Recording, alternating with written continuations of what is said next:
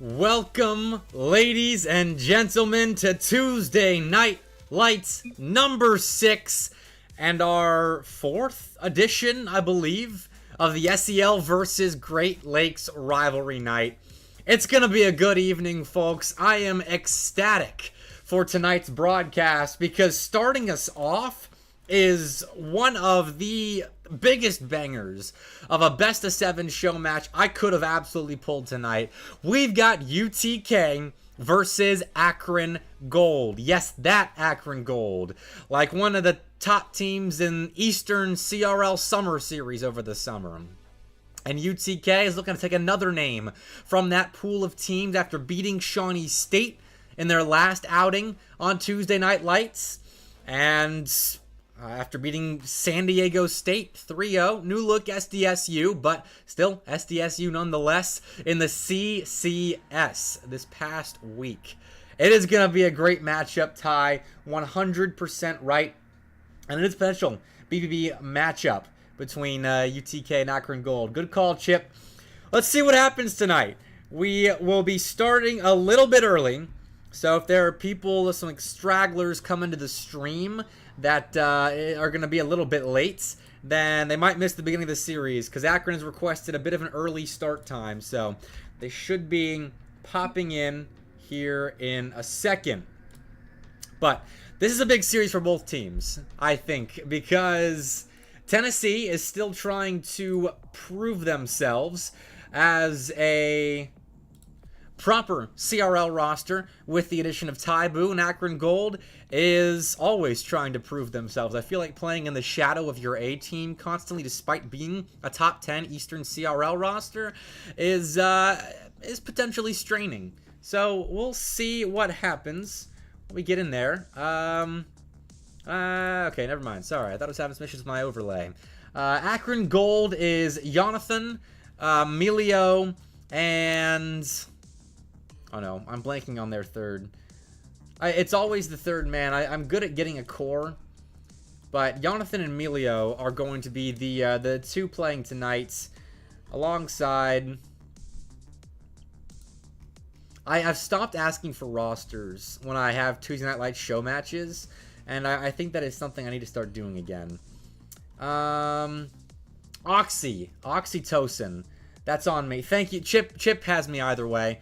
I was checking the Summer Series Liquipedia page.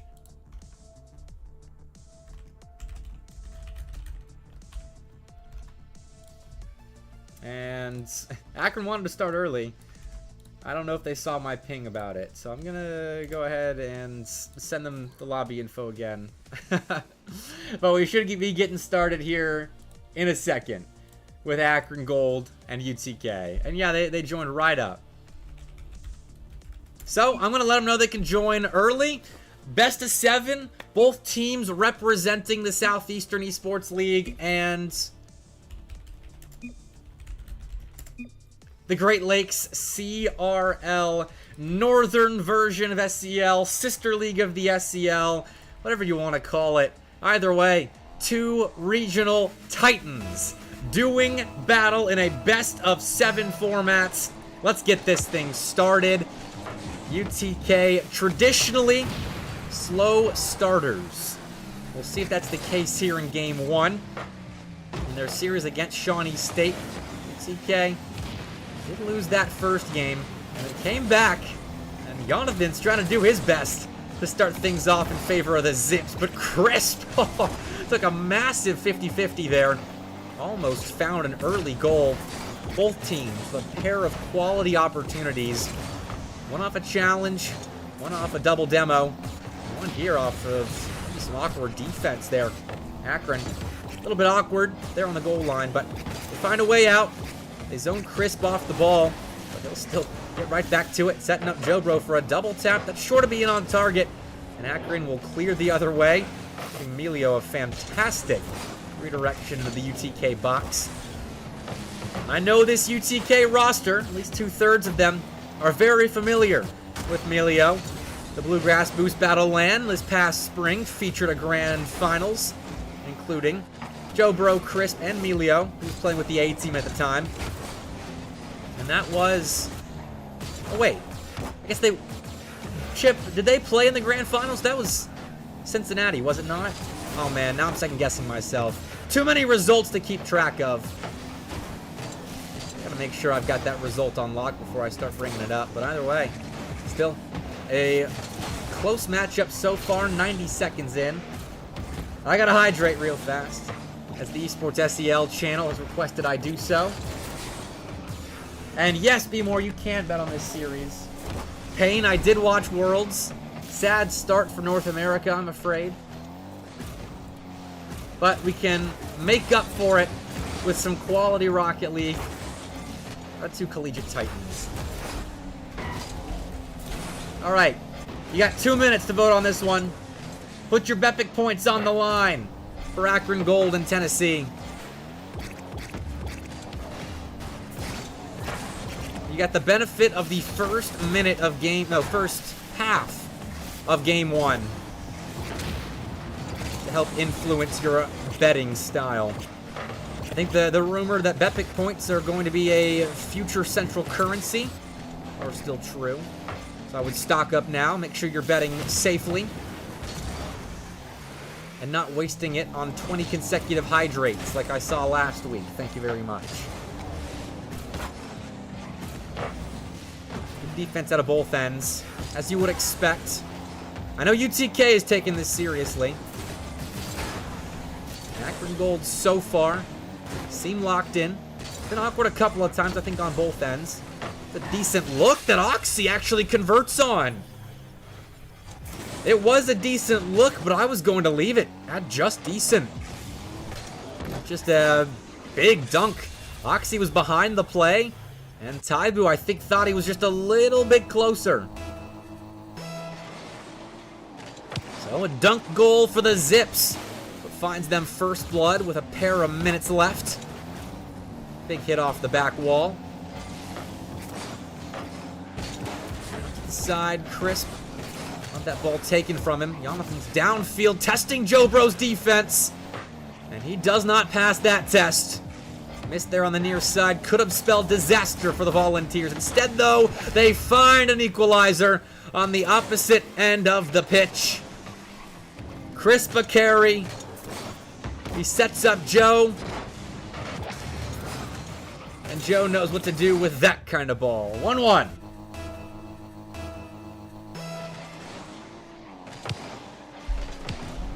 No bets on Akron so far. Ty is right. If there are any Bepic Point gremlins in the chat, now's your chance to put 10 on them. As they're nearly taking another go-ahead goal. Nice attempt again. Both teams doing well to get through the near sides. Oh, it wasn't quite there, though. Jonathan, a flick that Joe will try and track, but Emilio is on top of it. He's bumped off his air dribble, but Jonathan still turns it into a goal. Oh, my days. A demo out of left field puts the Zips back on top.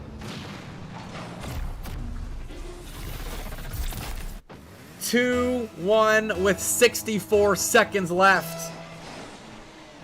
And that's how you get it done right there. Turn a dead play into a goal with some creative off-ball movement. Taibu trying to follow suit.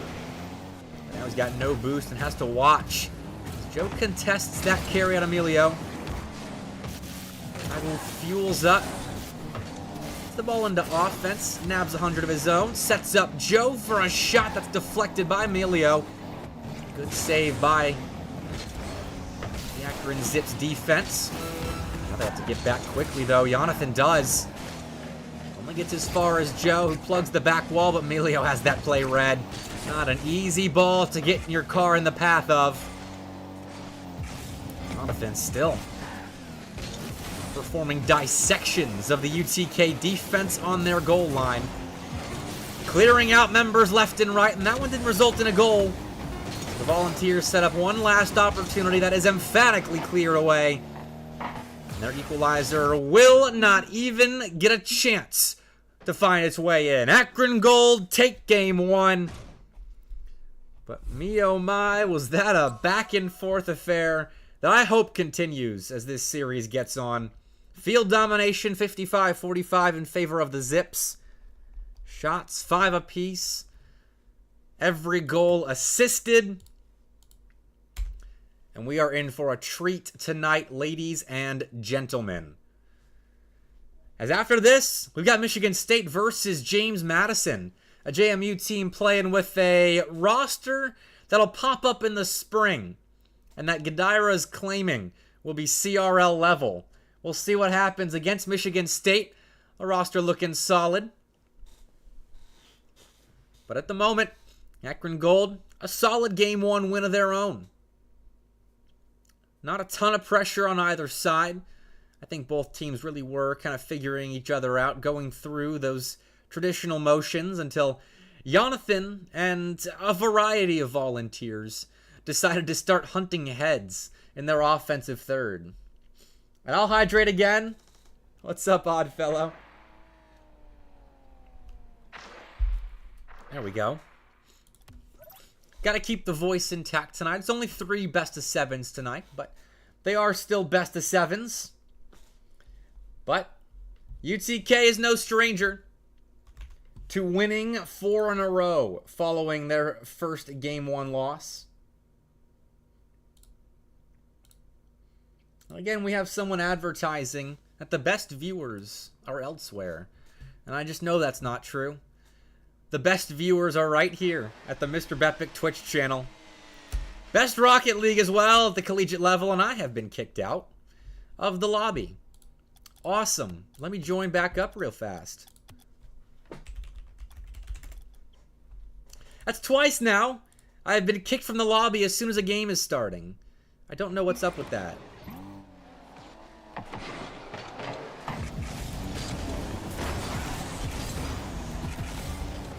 Alright, looks like they're playing on. So, we're going to hop into game 2. And we missed the first 20 seconds. Did we miss anything on the stats board? Looks like Emilio had a center, Jonathan a couple touches, and Joe the same. That's about it. We'll play on. I appreciate the of concern in chat. I think it was Emilio that said it. So, check the Psionics as well while we're giving shout-outs. But, 0-0. 45 seconds in. He didn't miss much. Jonathan missed the ball there, but Taibu, upon his turn, was beaten to the ball by Oxy. Still staying involved, but that's Emilio beating him through the corner. This downfield. Well, that ball snatched by Oxy. UTK have flipped the field.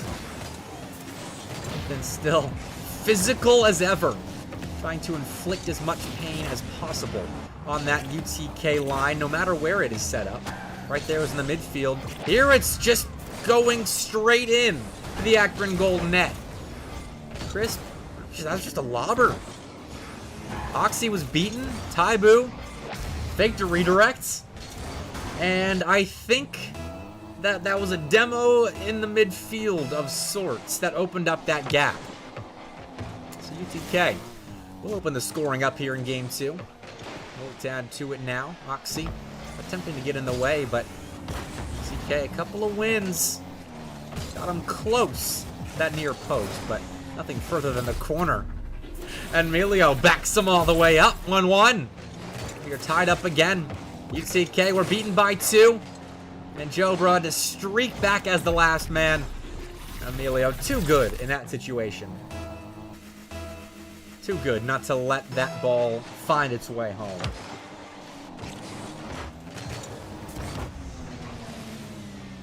Still, opportunity to find one back. Requires the efforts of both Emilio and Jonathan. And Oxy at the tail end of the play.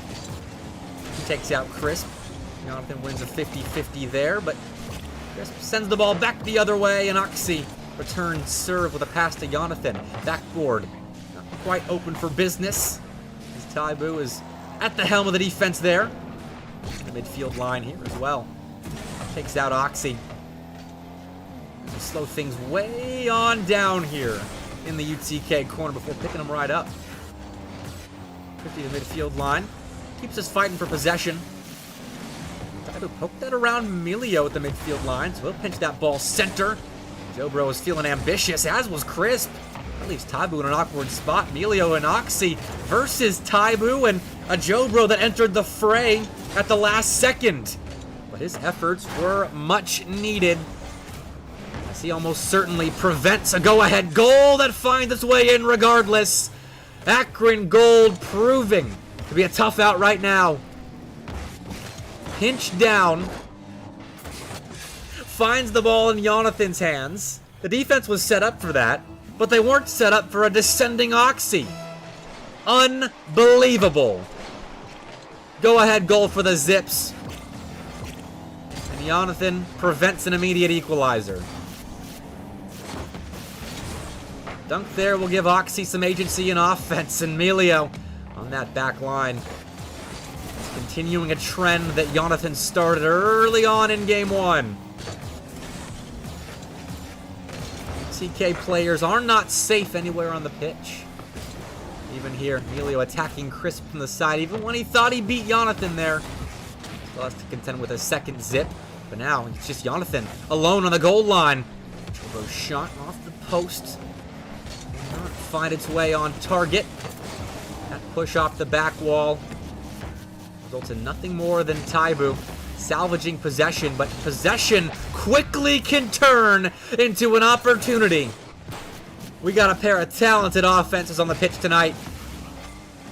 And that was a great couple of beats by the UTK Volunteers, and Joe Rose signs off on the play. And once again, we're equalized.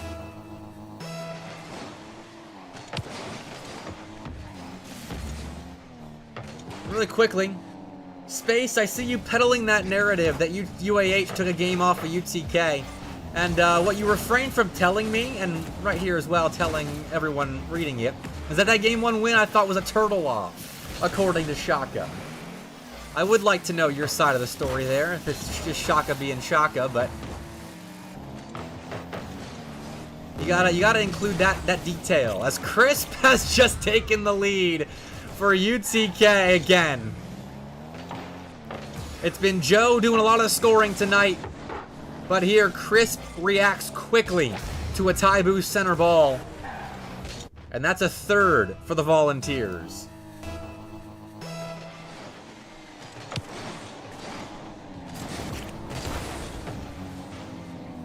Jonathan now on his lonesome.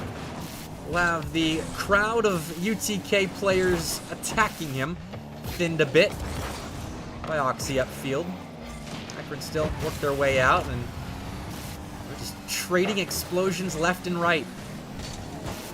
Akron's been good with the bumps and demos, but I know this UTK team could go toe-to-toe with just about anybody when it comes to physical Rocket League, and they are doing that at the moment. That's a nice boost grab, though, by Oxy.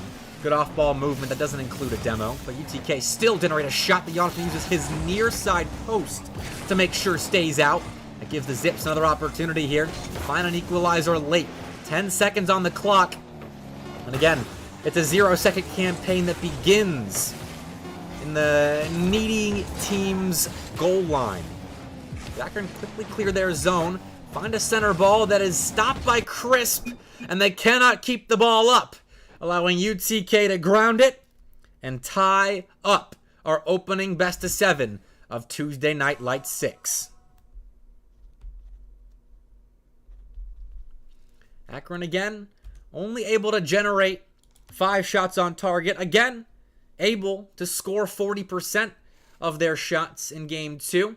The difference here is that UTK got the better of them defensively. A bit more pressure, a bit more opportunity. And they put up 3 relative to their 1 found in game 1. So the Volunteers, a good get-back game.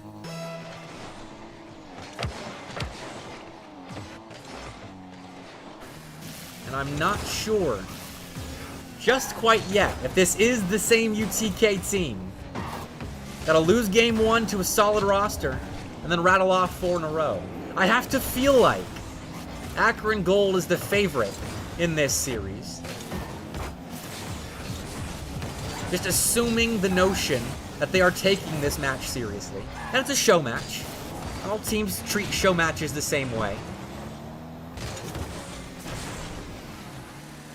But I would be extremely impressed nonetheless if UTK is able to continue that streak of 4 straight game wins against solid teams in show matches. Right now, Akron doing well, in fact, very well, to open up the scoring in the first minute. Emilio will find a simple flick on target that bested Taibu as a result of a side flip. 1-0 Zips. And that is a start I'm sure they wanted.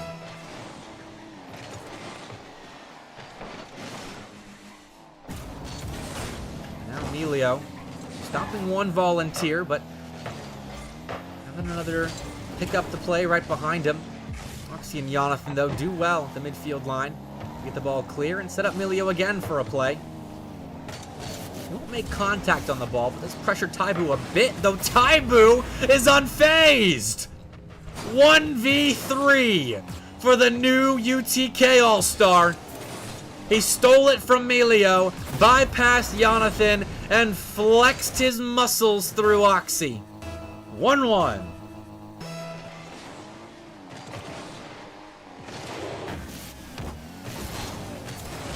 And now it's Jobro on the play. Emilio putting that center. CK not quite there to punish an errant midfield ball. And, I mean, Akron just went down the sideline of UTK with the same ease. Taibu just moved down theirs. A plethora of offensive showcases on the stage tonight. Beautiful flip reset play at Emilio. He just popped and stopped that ball all the way back to an Akron Gold lead. That could be another. Emilio's just off right there. Fair enough. He's allowed one for being as good as he has been to start off this game 3. 2 solo play efforts here. I'm not sure why we're freezing right there, but alright. Getting kicked out of the lobby.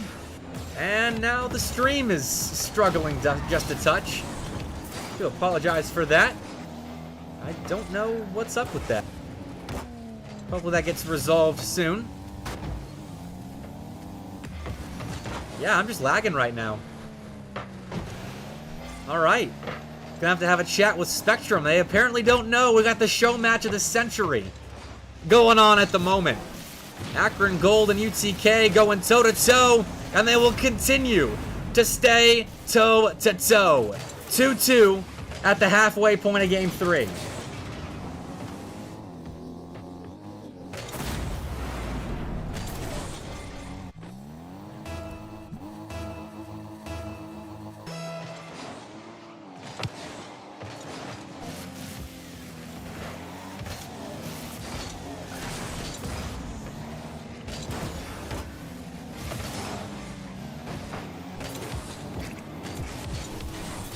Either way, stream issues or not, the players play on. Side was taking out an Oxy. Was looking for another go-ahead goal. Will be stopped by UTK though, and Chris will dunk that ball clear.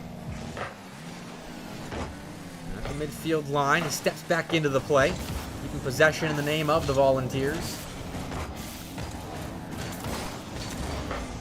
Jonathan and Emilio move down the pitch together. He's taking out Crisp in the midfield.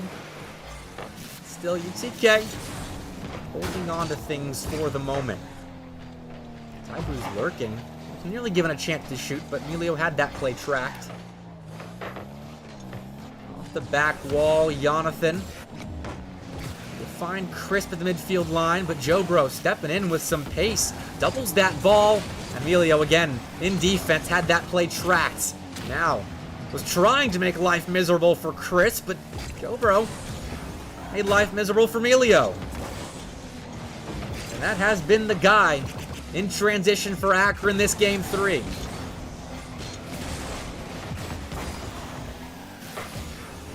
Not to say Oxy and Jonathan haven't been stellar, but Emilio has stepped up twice now in transition when Akron has needed him to. Found their 2 goals so far. In the final minute, we'll see if they can do it again. There's the Volunteers now moving together.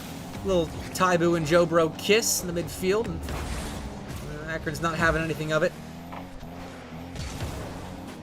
They'll keep their offense on the field for now. Jonathan has Oxy center, but nice couple of bumps. Made Oxy go a little bit too center to receive a pass. Allows a clear. Jonathan's alone in defense, but he should have no problems with this. It's about the follow-up, though, from UTK. And Crisp skims that center for Taibu. And Jobro all alone. He wisely retreats. And with 10 seconds to go, overtime looms in Game 3 unless Crisp has anything to say about it. The ball holds on the goal line. UTK is stopped by Akron. They put together a phenomenal defensive stop on 000s. And all the overtime fans had their hearts skip for a moment before a wave of relief follows suit. same can be said more than likely for Akron Zips fans, as they nearly gave up Game 3 right there.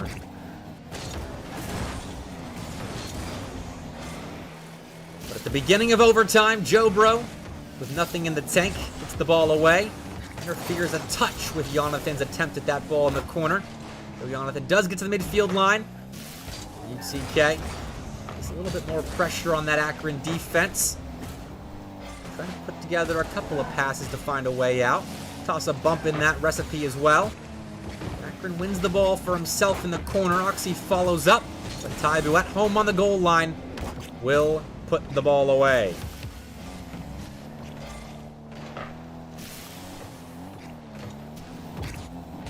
Crisp in the corner now. Has beaten Oxy. Emilio still solid. Has done well on both sides of the ball. It was right there Jonathan called into action to help get the ball cleared.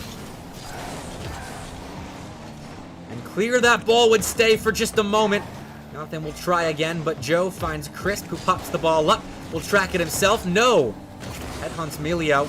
It's Oxy that finds a save and a clearance. And at the end of a couple other touches, even bigger clear into the UTK end. Retreats as Jonathan takes over. For a moment, Emilio and Oxy hit the ball to that UTK back wall. And Oxy just lobs that ball center. Emilio's there, but contested. And UTK's defense holds once again.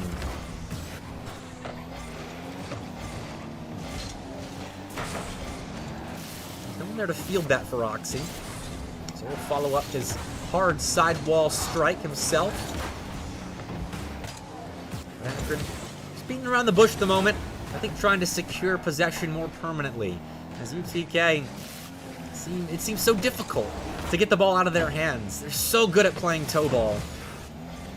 Find themselves opportunities. As Crisp steals 100. Not a happy sight for Akron Zips fans. This is, though. Oxy goes top shelf but can't double as Crisp gets back. More than likely due in part to that 100 boost grab he found in the Akron corner not moments before. But a demo either way goes the Zips way. And Oxy goes to work in the UTK side. Julio's been bumped. He's half flipping. But it's Oxy that does get back in time as the third man for Akron. And Taibu the same deal for UTK. But there's a rebound opportunity here that, well, Emilio sends off to the side. That was a bit of an opportunity missed. UTK was on the ropes there for a moment. It helped just a touch. A shot that went wayward. We've seen 3 minutes of overtime come and go in Game 3. With, in all honesty, no winner in sight until now. Crisp was trying to play the finisher right there, but good defense out of the Akron Zips. Takes to a clear. The battle that ensues in the corner. Bro wins the race to that midfield 100. The ball in the corner of Akron. Now Crisp gets a waterfall opportunity. It leaves Oxy in a tough spot. Where's the finisher? It's there by way of Joe Bro, but Jonathan gets in the way. UTK will fight on in offense while Akron live to fight another day.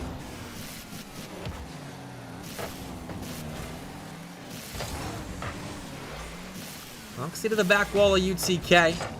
Might have found an opening right there as Taibu and Crisp took their sweet time going after it. Well, Akron didn't have anybody in position to shoot that, so perhaps it's the reasoning for the delayed efforts in defense out of the Volunteers. Either way, it pans out for them. UTK get more time spent in the offensive zone. That can make sure it's not too long to stay on that blue end. Drop down pass from Taibu is interfered with by Jonathan. He's still in the play, popping the ball up, but Dobro follows that ball up quickly, takes a shot that's saved by Oxy, and then stuffed in by Crisp. It took about 5 minutes of extra Rocket League, but UTK win their second consecutive game.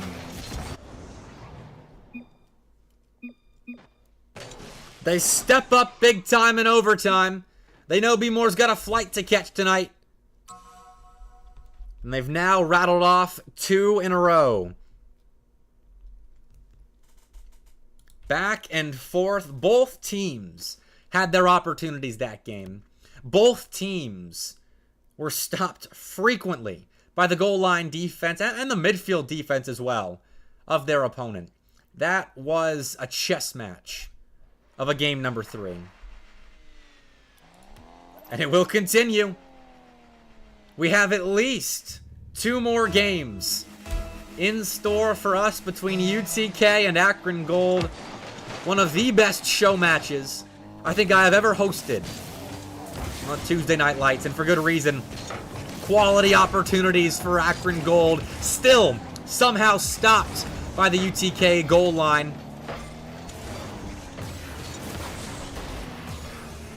The Volunteers will escape defense. Though only for a second. Here we go again. Emilio looking dangerous. He sets up Oxy this time around. And that was something Akron was lacking in the last game. Goals scored off of passes. I don't know if the initial passers to Emilio were credited with an assist, but I do believe both goals were solo plays out of Akron last game. That one right there, though, was Emilio's setup. Oxy finish. He just narrowly missed out on a play that could have been the same. Instead, it's Jonathan leaving the ball for Emilio. And that was a scattered UTK defense.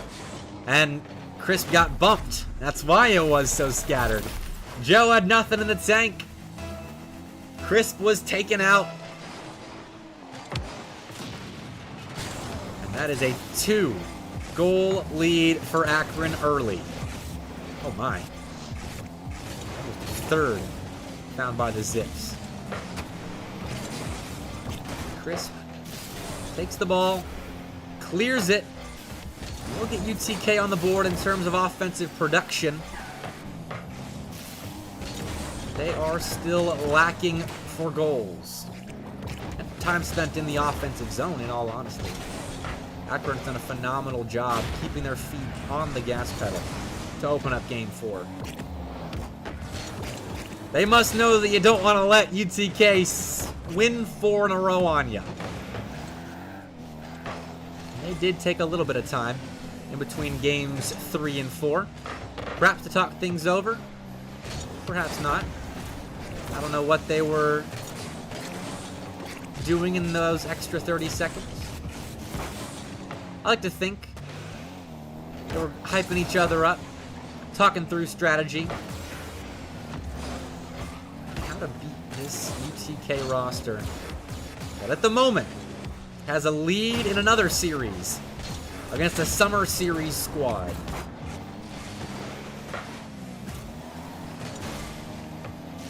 Taibu looking for a double. He's not interested. Shuts down that attempt. Emilio take that gift of a pass mid. He's got about 50-50, and it actually led to an Oxy attempt on the UTK goal, but these Volunteers can turn things quickly around on you. Akron Zips a taste of their own medicine. I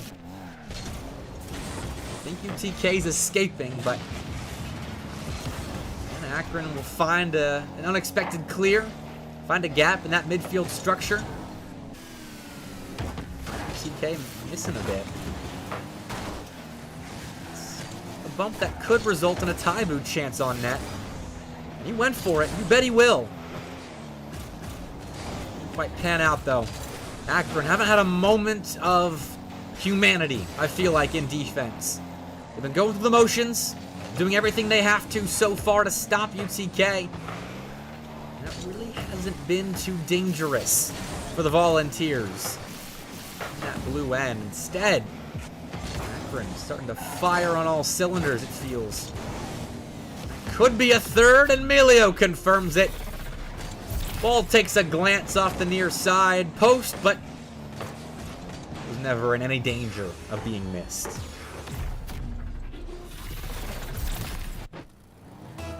3-0 Zips. After a lengthy overtime in Game 3, Akron jump out to a quick lead, add on to it, and then own goal. There's your moment of humanity. We've all been there before, Oxy. UTK will get on the board by way of a little help from their opponents. But with 90 seconds left, there still is work to be done. And Taibu's doing it. Stop Emilio. He's the guy you need to get in front of. And he's clear in the zone. Although Crisp could say the same thing about Oxy. Got way out in front of him. Almost dumped into a concession.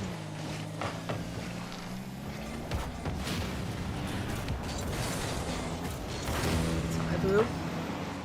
Like a pot shot. Oxy's in position and not bumped off by Joe Bro. Contact was made, but Oxy plowed right through it. That's a miss. Perhaps fake. Don't know. That's a 50-50. I know that for certain. Jonathan will take it in his favor, leaving Taibu again in a spot where he'll look to clear. That time is not interfered with by an Akron Zip.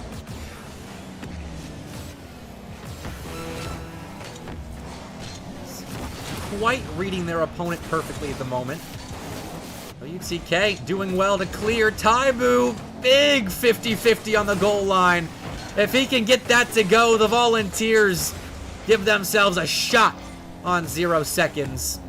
Or in the final 10. Either way, though, Akron will seal things with the ball in UTK's half.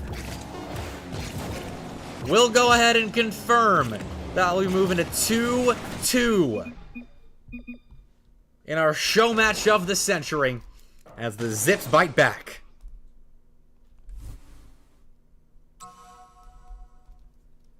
Ten shots to 8. That is the first game of this series where Akron Gold outshot UTK.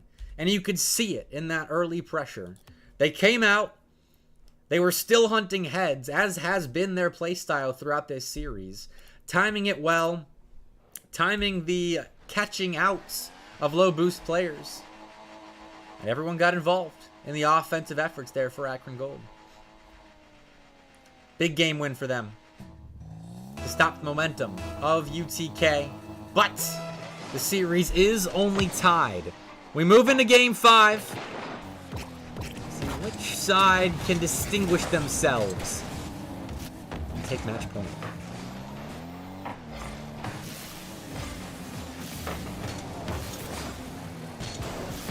And I never checked on the channel point predictions. Let's see how we're doing there. And no one put money on Akron Gold? Are you kidding me, guys? Alright, we're going to redo this poll.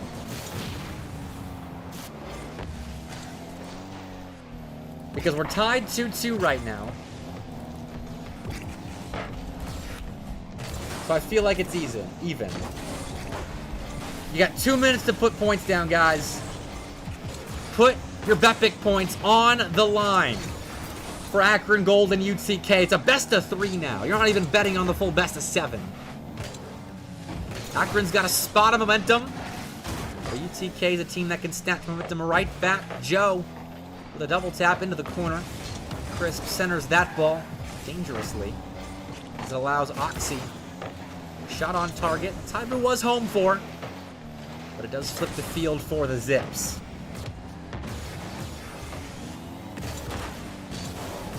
Taibu's got now. Double tap. With some emphasis added by Jonathan. Emilio, double of his own. Goes right down. Oxy misses. Extra touch there in the corner. So Taibu is going to try to 1v3 again. But calls into action his man in the middle.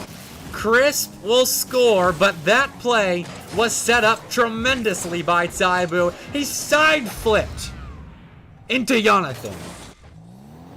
I hope he had ball cam off, because if he has ball cam on for that, then he's not human. Just not. Either way, he's conceding here. Akron not interested in a UTK lead that stands for very long. Emilio flicks it, follows up on Taibu's touch, and Jonathan tracked the play tremendously. 1-1 in a 2-2 best-of-7 set.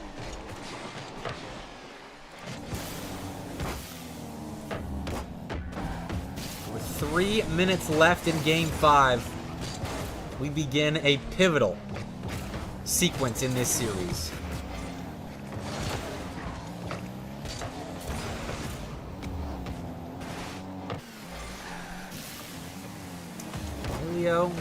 Stop Jobro there at the midfield line. Jonathan will empty the boost canister of Taibu. He can do on 0 boost. It's beaten by Oxy, but takes that 100 mid. Follows Emilio into the Akron corner. And we'll stay for just a little bit. Emilio beginning our exodus. We'll have that ball put right back into his box where he's credited for a save. Probably a clear as well. Not exactly sure how the game client counts clears like that, but got that ball out of there. Tried to keep it out of there, but unfortunately just missed out on that challenge in the UTK end. We're still fighting for possession right now.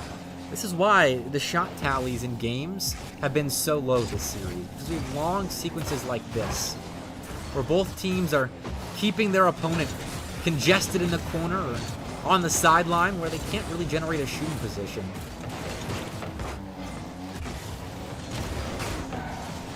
And I'm excited to see we have moved back into that style of Rocket League. It's not as exciting, but it does set up a game like Game 3, where we had that 5-minute overtime, where both sides were taking their chances, but both defenses were doing what they had to do in the micro game to make sure that we kept playing.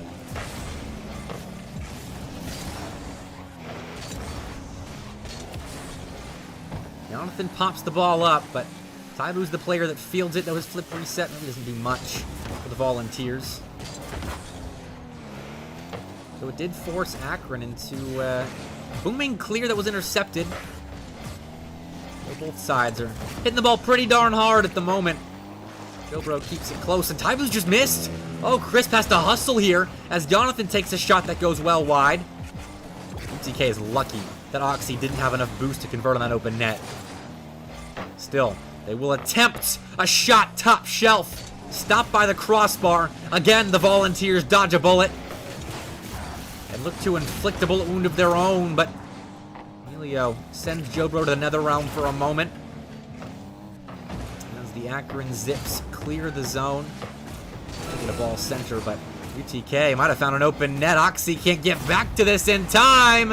And UTK, with less than 30 seconds left, have found an opening. Just narrowly recognized that the Akron Gold Zips had just crept up a bit too far and will convert on an open net. Take a lead with just a little sliver of time left on our Game 5 clock. 50-50 will stall things out at the midfield line. Oxy gives that up to Crisp, who finds Jobro. Ends up taking the passive route. That'll leave him back in defense, along with Taibu, to stop that incredible pinch by Jonathan. But the ball will not hang up in the air for Akron Gold. Tennessee, take match points. Okay. At least Crisp knows. Taibu thought that was over and done with. Not so fast. Akron Gold still have one life left to try and force a Game 7. But either way, we got some personalities in the game lobby chat right now. I'm not going to repeat what they're saying. UTK, though, will take match point and put Akron Gold on the ropes. And that was such a slim margin of error, that game, with the one difference maker being an open net that Akron gave up The UTK were just barely in a position to take advantage of.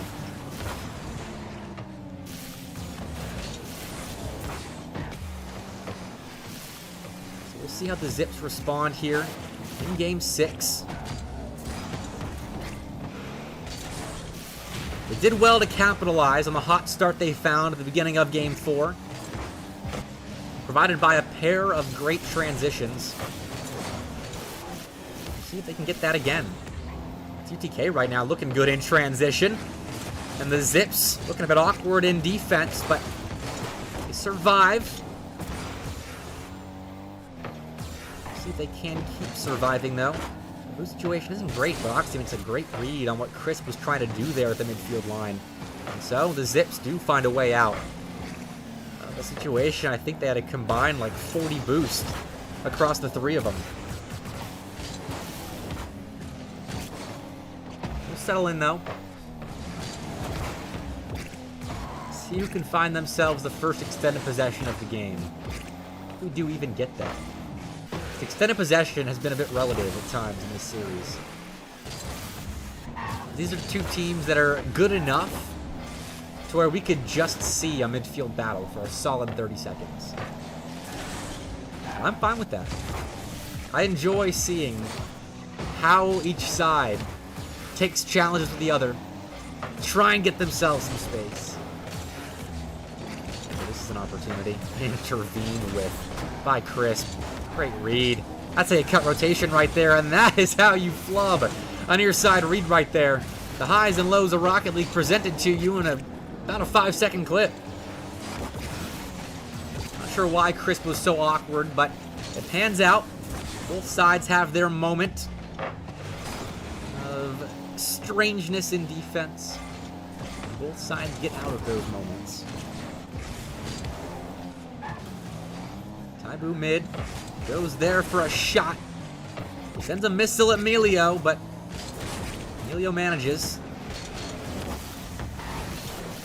We'll try again now. Not so much a missile, doesn't have the boost or the space for it, so he allows Crisp to take a shot on target, but that one is blocked by Oxy.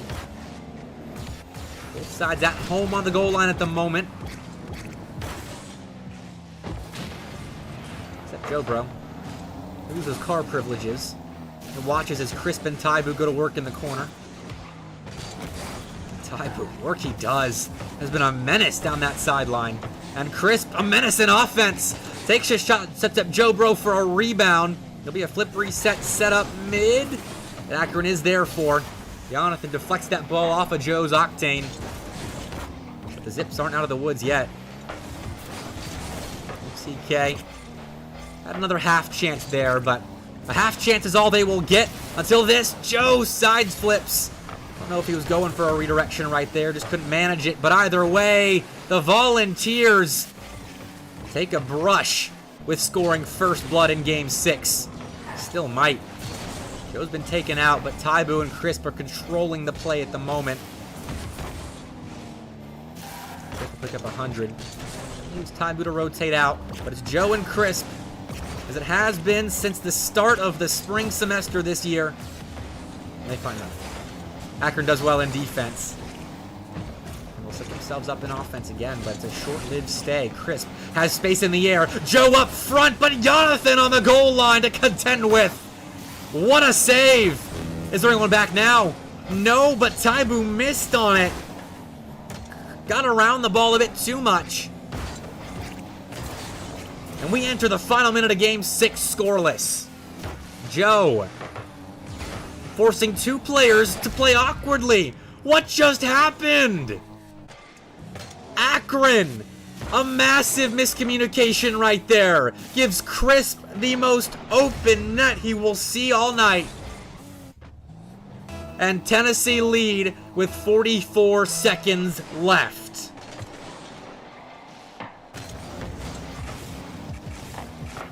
Oh no, Crisp has made a mistake though that Joe Bro will bail him out of. Ball won't get back center as Joe is still in the play. Taibu plays the ball downfield and Oxy's got nothing in the tank here. What can Emilio provide us? He goes straight up. It's going to be tough to get the ball out. As Taibu's there to perhaps secure this series win over Akron. 2-0 UTK.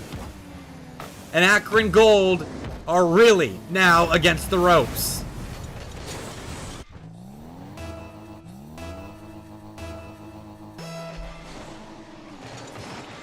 This would be another big win for the Volunteers, looking to welcome themselves to the CRL world as they've taken down San Diego State, a contender in the West. They've taken down Shawnee State, a perennial Eastern contender. And now they claim the lives of Akron Gold. GG's. The Zips get one for the road, but that is all they will get. And they're all gone. Off to celebrate their 4-2 win over Akron Gold, who looked good tonight, but made just a couple too many mistakes against the UTK team that was making mistakes as well. When they made mistakes, typically had a teammate to bail them out. But man, these Volunteers are looking good at the moment. We're just a series off of making Summer Series back in June. And now, someone put 90 points on Tennessee. That's a 1 to 133 point return. Who did it? Economy. You have just gotten almost 12k Bepic points. Well done. I can't believe Ty didn't bet on UTK. But there's a point gremlin in chat right now. And that is why you always put points down. No matter how many, no matter how few. You never know what's going to happen. And I am surprised that there weren't more UTK believers at that point in the series, as they come out on top. Rattle off 2 games in a row. At 2 points in the series. Akron won the first. UTK won 2 straight. Akron responded. And UTK, we saw how they closed it out. GG's. Akron put up a good fight, but UTK take him down.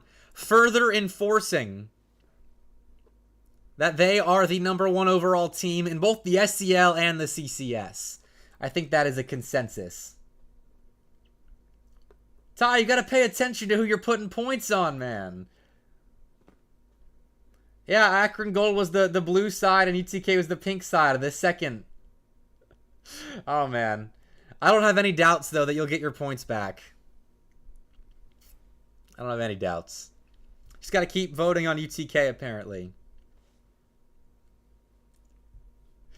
But GG's. We got another series kicking off in 12 minutes. Let me put the schedule up real fast so you can all see it. I'm going to put the map up real quick as well while I am setting up that schedule. But that's the nice little distribution. The North versus South battle that we've got going on tonight between SEL and Great Lakes. Good rivalry evening, and the SEL kick it off with a W. But there you go. That's who we got coming up. James Madison playing with Pigeon in the lineup. Their spring semester recruit taking on Michigan State.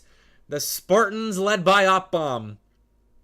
After that, Brewton-Parker, a little short-handed tonight as a result of a couple 8 a.m. classes tomorrow morning, but they're taking on a strong Drexel esports team.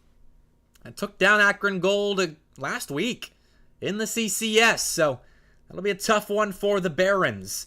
I think the second series is going to determine a lot about who wins the SEL and Great Lakes CRL rivalry night number 4. Love what we're doing here. But I'm going to go to a break. We'll be back in about 6 or 7 minutes, give or take. I am going to play ads in the meantime. I apologize. It's probably going to be like 3 minutes for those of you that aren't subbed. So if you want to support the channel, feel free to subscribe. Otherwise, Sorry about the advertisements. I like having pre-roll off so people can join in the stream and not have to sit through 30 seconds of ads before joining in, so they don't miss any action. So, I'll be right back. Enjoy the ads, the synthwave, and be right back screen. I'll see you in a bit.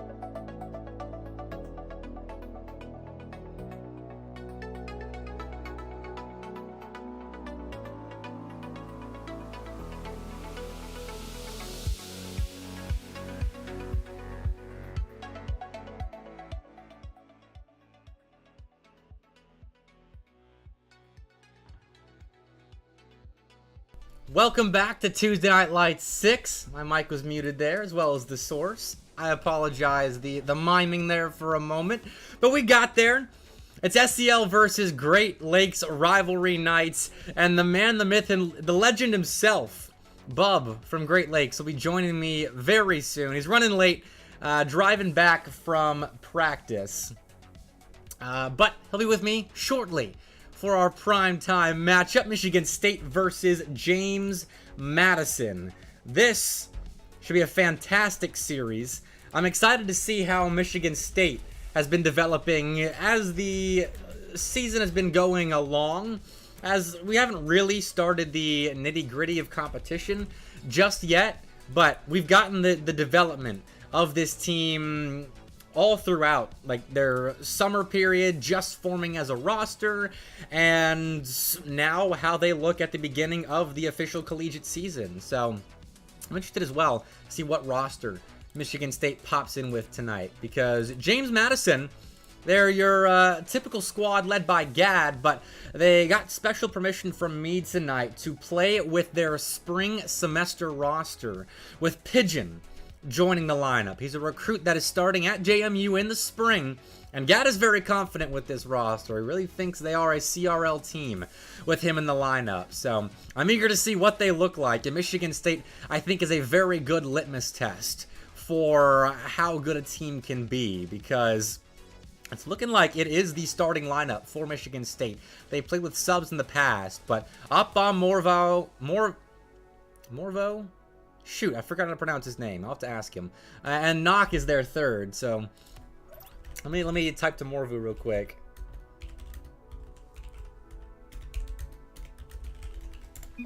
Just so I don't go an entire series by pronouncing his name wrong.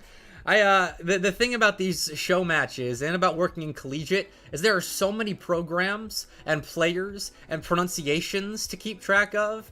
I am finding that to be the biggest challenge of working in collegiate, is keeping everything straight, especially with all the national leagues going on.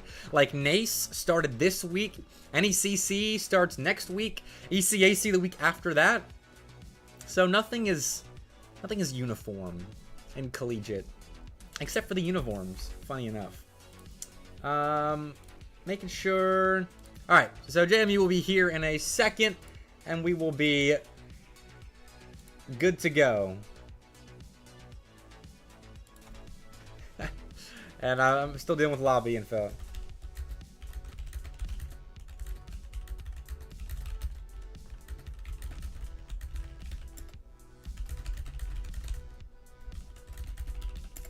All right, we're good to go. It's been a scuffed-ish start, but we're getting there. All the background stuff should be taken care of. Bub will join us mid-series, so I'm gonna have to catch him up to speed, and that's gonna be tough considering the pace of play I am expecting from both of these rosters. Both have high-flying superstars, and Opbom and Pigeon. Both have a solid core right behind those all-stars. Tyler and Gad for JMU. Morvu and Knock for Michigan State. And we should be popping in to the lobby here in just a second. We got Champions Field for our prime time match of the night. It's SEL. It's Great Lakes CRL. Let's do this thing. Tuesday Night Lights has never been more stacked, which is becoming an increasingly more difficult statement to hold true. It's hard to continue getting TNL stackeder and stackeder every week. Morvu and Knock combining for a clearance down just to apply a little bit of pressure on that JMU defense. So far, following up their clears. The Pigeon's now gotten space, and this is a guy that is dangerous. Quick flip reset to just flip the field. Start working into the offensive zone for JMU. But Michigan State send it back the other way, though Pigeon again has space. Flip reset out to the side. He's gonna miss that corner right now. Trying to set up offense in that general direction. Knock likes going straight at the defense of JMU. They once again will be tested on the goal line. But once again, are doing fairly well. They don't look set at the moment. I feel like this is a big opportunity for Michigan State to start off the scoring. Zopbomb tried to get that ball down to Morvu right there.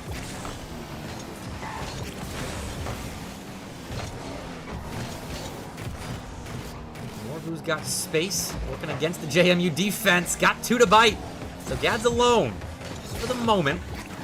Knock next up on the near side. We'll pop that ball. Upbomb slams it off the back wall.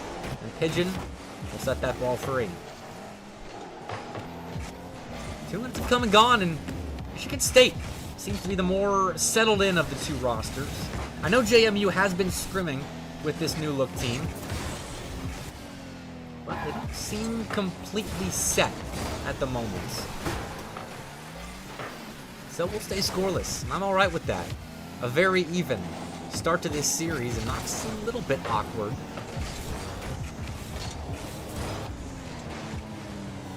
Oh, that is very awkward for James Madison. 2 went, and no one came with a touch on the ball. That's not good.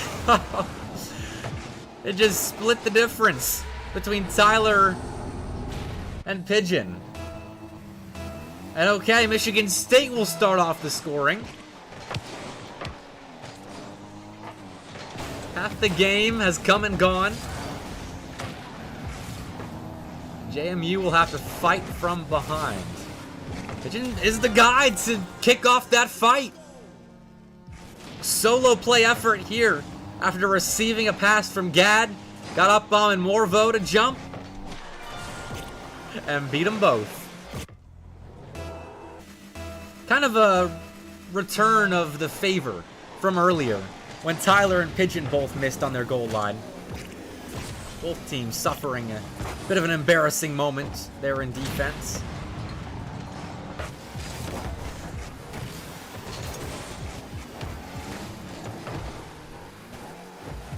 We are square at 1 apiece. See what Tyler can do with a little bit of space right here. Challenged by Morvu, stealing pinches out to the corner. But we're giving up bomb space now. This really is a solo play heavy game, with both teams just waiting for their moment. With a full tank of boost and some time on the ball. Although Pigeon had to fight through a couple of Michigan State Spartans to get that shot on target. Here he is, attempting a very fancy follow-up on the near side of Michigan State. But successful. Knock bomb. Clears, dunks, and pushes JMU into their own corner. 75 seconds left here. Just sticking at 1 apiece. Upbomb's trying to change that, though. JMU holds firm in defense, though it has been awkward at times. James Madison has been doing well to get the job done against Michigan State. And as both teams kind of warm up in this series, the job done is not going to be enough if they are going to take our best of 7 set.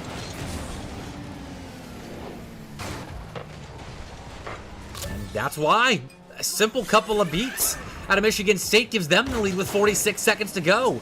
Knock just carries here, beats Gad. Tyler was being harassed in net by Offbomb and couldn't do enough on the goal line. Left in an odd man situation. Michigan State give themselves an opportunity to take game 1 for the Great Lakes. And Offbomb wants to add on to the tally of goals the Spartans already had. And I feel like that's a pretty darn good time to get Bub in on the action. He's popped in the lobby, he's hopped in the caster booth, and he's seeing one of the new faces of the Great Lakes League score another goal in game 1. Yeah, I mean, I pop in and I just happen to see Michigan State get 2 goals, so I'm happy over here. Pigeon back the other way. Goes past one. Knock will take control back the other way. Tyler watching this one here for James Madison. He'll take 1 touch. Up bomb.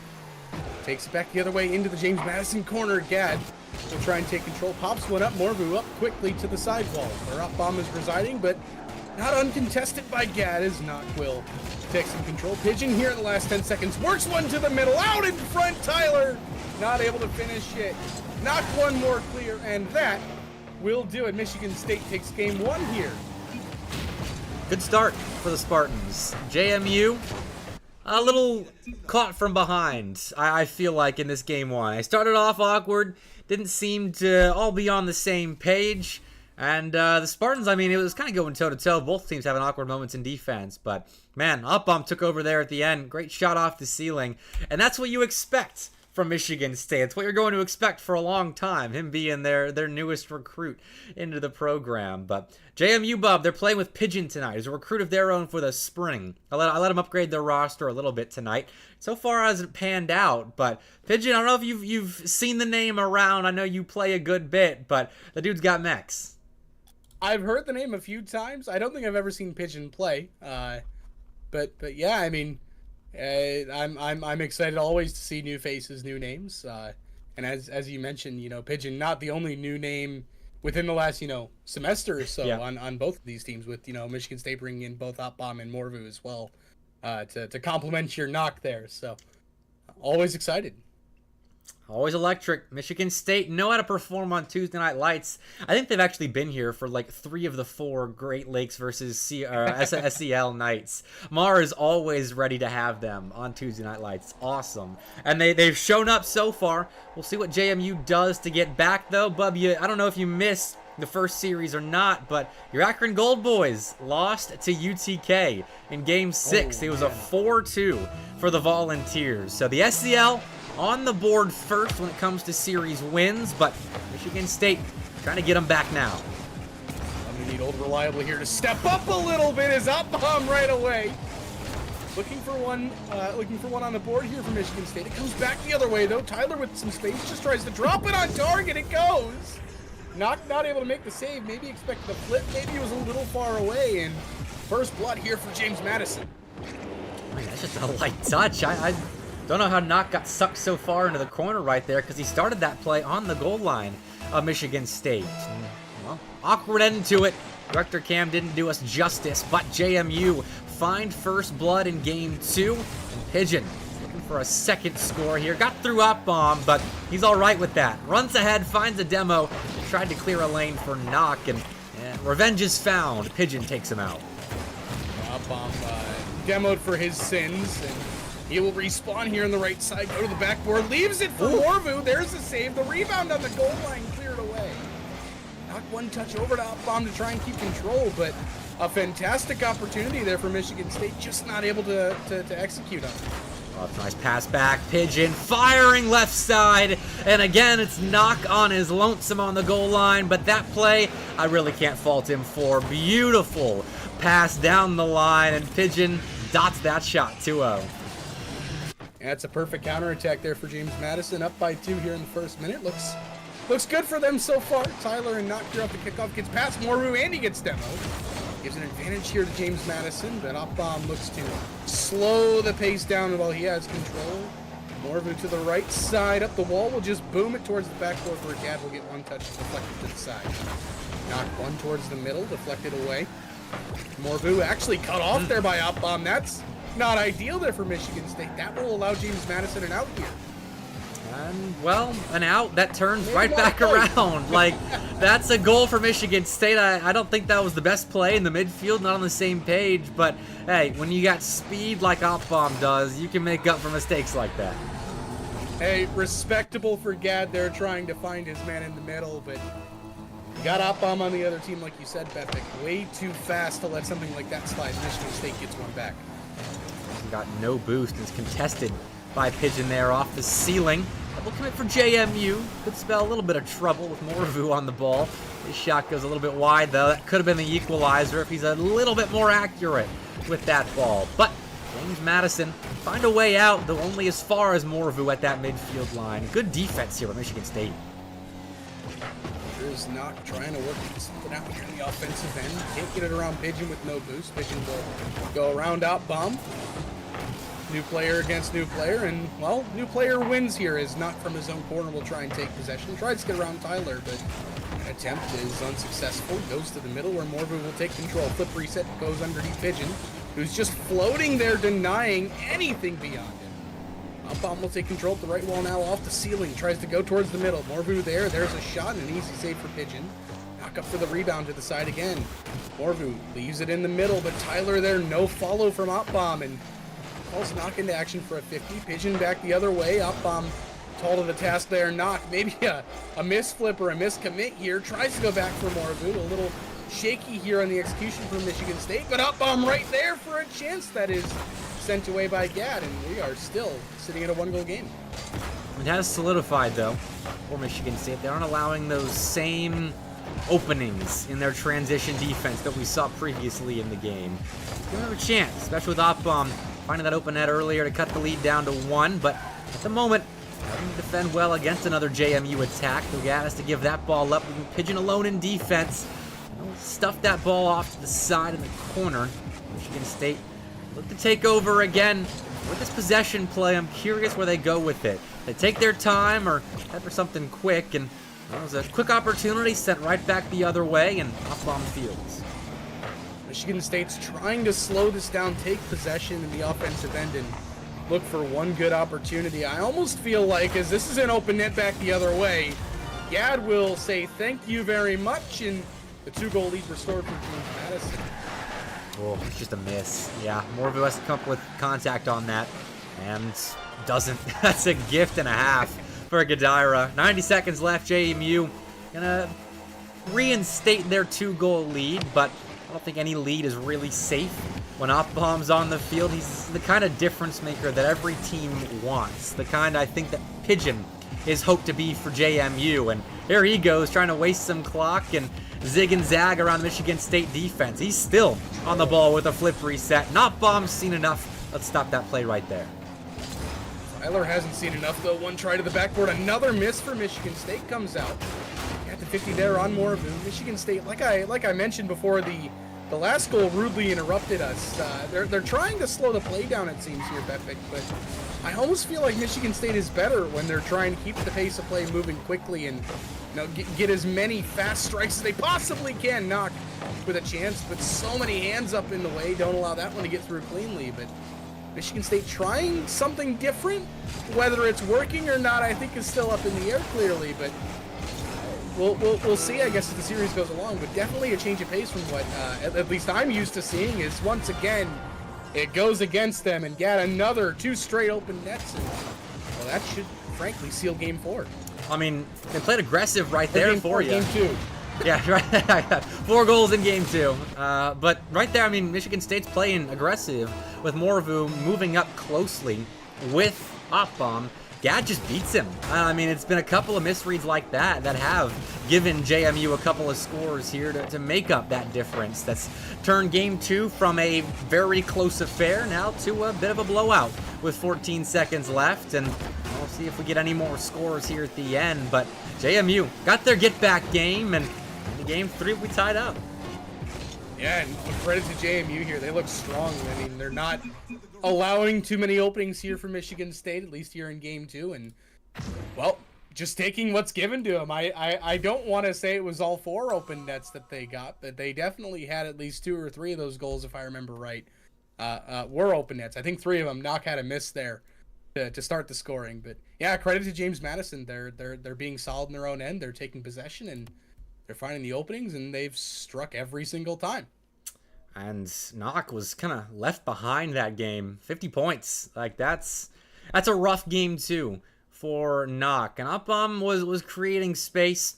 Like, Morvu made a couple of mistakes. I think if Knock and Morvu clean things up a little bit at the moment, they're right there. It's just an off game for Michigan State, if I were to estimate. James Madison took advantage of that. I mean, playing around each other very well, controlling possession very well, and in transition, you take the openings that are given to you. They scored 4 of 6, and going forward, I think they got momentum, but Michigan State's a team that I highly respect, and I'm with you. I think if they speed things up a little bit, maybe trust in their abilities a bit more, make those proper reads, they're right there.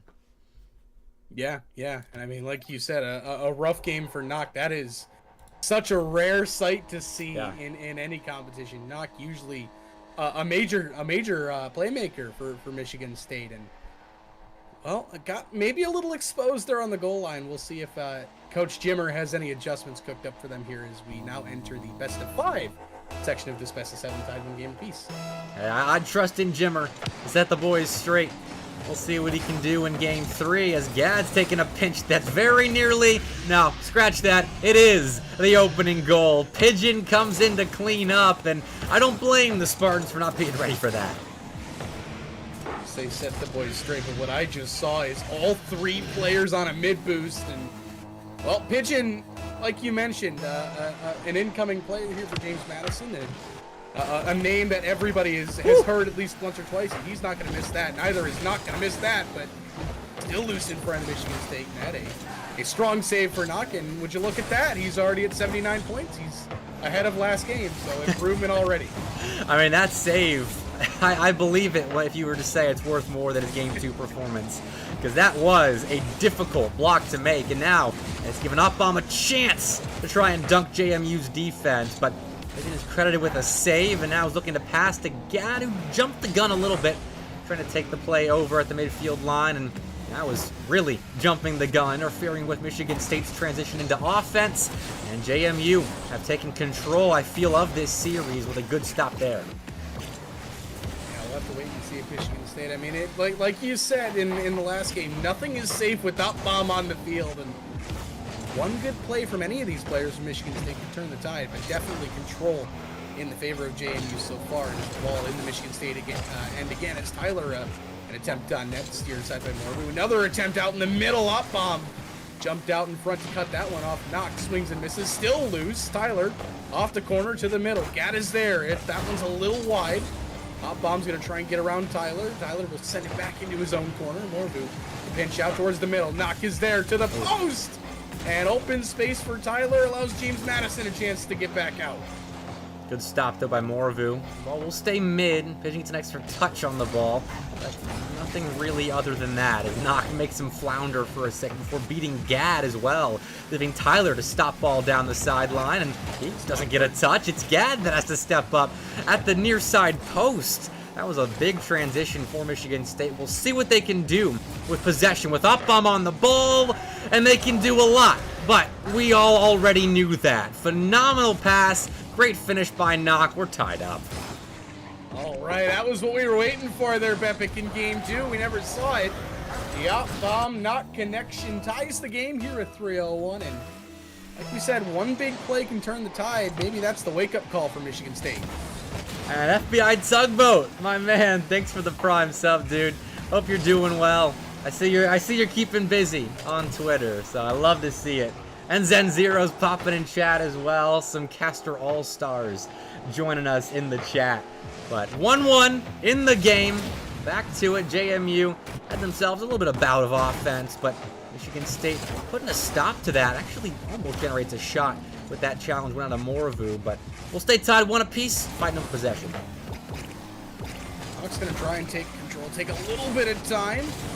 Upbaum will let Morvu go here. Gad with a little bit of space. Knock going to close that one off immediately to the backboard. Does he have to? Towards the middle. Tyler's awkward. Out in front, and it's Upbaum who's not going to miss. And the Spartans have rallied back. They're now up 2-1. Great touch by Knock right there. Putting it just above the head of an already awkward Tyler. Pigeon doesn't trust the play, so he's out of position, and we know Upbaum's going to follow up nicely. Michigan State's back. I felt the series starting to slip from them. I felt like JMU was taking control, but Michigan State, as always, never really out of it. Really good comeback here. Yeah, you had to feel like at least performance-wise for Michigan State, you would hope, right, that game 2 a little bit of an anomaly. Definitely looks more like it was a little blip on the radar rather than, you know, a consistent trend. Upbaum to the middle for Morvu. A save by Gad. Upbaum just going to keep it available. Pigeon out to midfield. Knox sends it across for Morvu, but Pigeon just not leaving the ball. No boost, no problem. Michigan State forced to reset. On the ball, wow, will contribute to the reset. It's a pinch the other way. Opbomb and Gad combining for that. One a bit happier about that play than the other. But Tyler will maintain control here of the play for JMU. Michigan State, though, trying to strip it from him, and strip it they will. Good shot out of Morvu. And Gad will make the save. Pigeon to clear. Will give JMU a chance, but Knox stops it, finds a big clearance, and Knox having a really good comeback game here. Yeah, absolutely. We saw, 50 points is a rough showing. Bomb out in front again, as he tries to get me to not talk about the last game. But I mean, it's tough. But the good news is, if you want to look at it from, and maybe this is what Jimmer said, is it's one game, fresh 5 minutes, doesn't matter anymore. And well, mentality clearly not a problem here for Michigan State, as they found their way back into control. This one to the backboard, maybe on target. Morvu able to steer away the attempt from Pigeon. He's up one more time. Flip reset towards the backboard, drops it down in front. Morvu turns away Tyler, not clears away the rebound, and Michigan State holds on for now. 10 seconds left. Morvu in the corners trying to kill time. He passes out to Opbomb. Oh, and he's got space off the back wall, but Tyler makes a great read. Has boost to find a follow-up touch, but that touch just goes straight into the dirt. Michigan State led by Knock in Game 3. They make Game 2 an isolated incident right there. Went from 50 to 500. That is how you do it right there. That's having a good mental. Yeah, I mean, you multiply your score by 10. I'd hope you're having a good game following the previous one, but no, definitely a return to the mean a little bit there for Michigan State. James Madison, still, they're clearly taking advantage of the openings. Get that first goal right out to kickoff off what is effectively a triple commit in the midfield, but nothing really from there. Michigan State stable on their own end. There weren't too many overcommits, and that's the difference here in Game 3. It was stable. I mean, JMU, that's the only goal that they got, was a Gad pinch. That's really just an opportunistic play for JMU. And you take that on the chin, Michigan State, as they did right there. And in Game 4, you look to keep it going. In all honesty, I mean, Knock had himself a phenomenal game on both sides of the ball. Like, he was contributing. He was the yin to the yang of Opbomb there. Morvu, the same deal. I mean, that's how you recover. If you're Sparty, and JMU need the same thing, need to get their offense online again. They were finding each other just a bit less in that game. The passes weren't quite as prevalent, and if they get back to that unselfish play, not to call them selfish for how they were playing that game, just fewer opportunities to pass, I suppose, then maybe they come back here, but we'll see. The good news for either side is it has been a close series at this point. Gad's got an opportunity and is not going to miss despite the demo from Opbomb. And, well, just like last game, it's 1-0 JMU early. Pigeon gets the ball to his captain to give him space to work with. Great pass, and Gad did the rest. I mean, slamming that in on the goal line is an emphatic way to start off this game number 4. And he's trying to look for more here. It's stopped, but bumped back into the play. Gad ends up soloing that play after I thought the play was dead from the get-go. What a privilege it must be there, Bepic, to get into your next game after losing 2-1 and just go, all right, Gad, you got the ball, go do your thing. 23 seconds later, no problem, 2 goals on the board. A fantastic start here for James Madison. Doesn't look like they're done. Tyler makes it 3. Tyler's scoring, Gad's scoring, Pigeon's dishing out.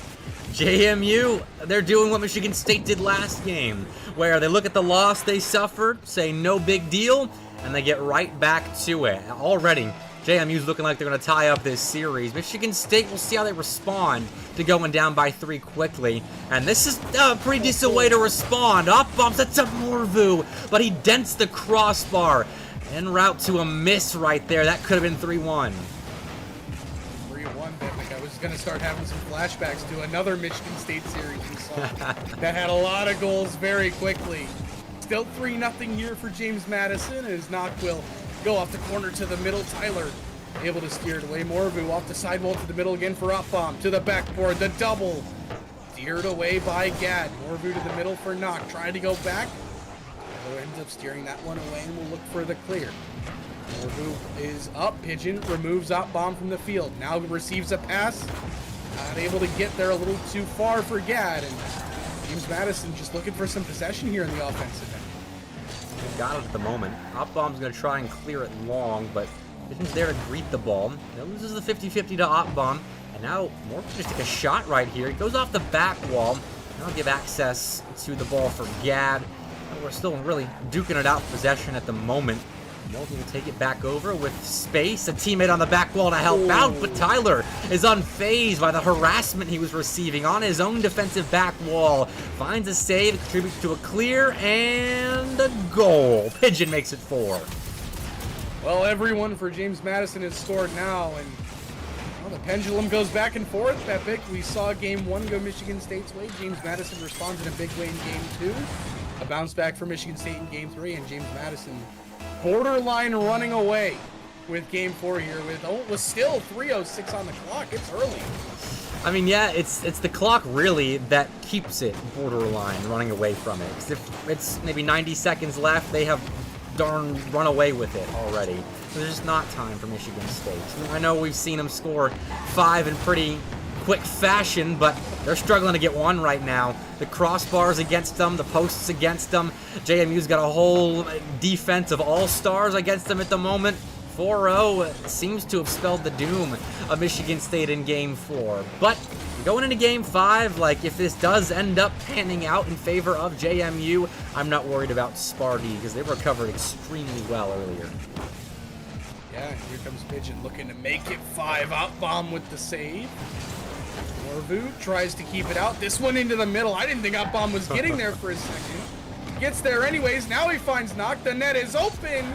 And Sparty on the board with 2:09 to go. It's 4-1. I'm not going to believe just yet. 2 minutes left. It's time for 3 goals.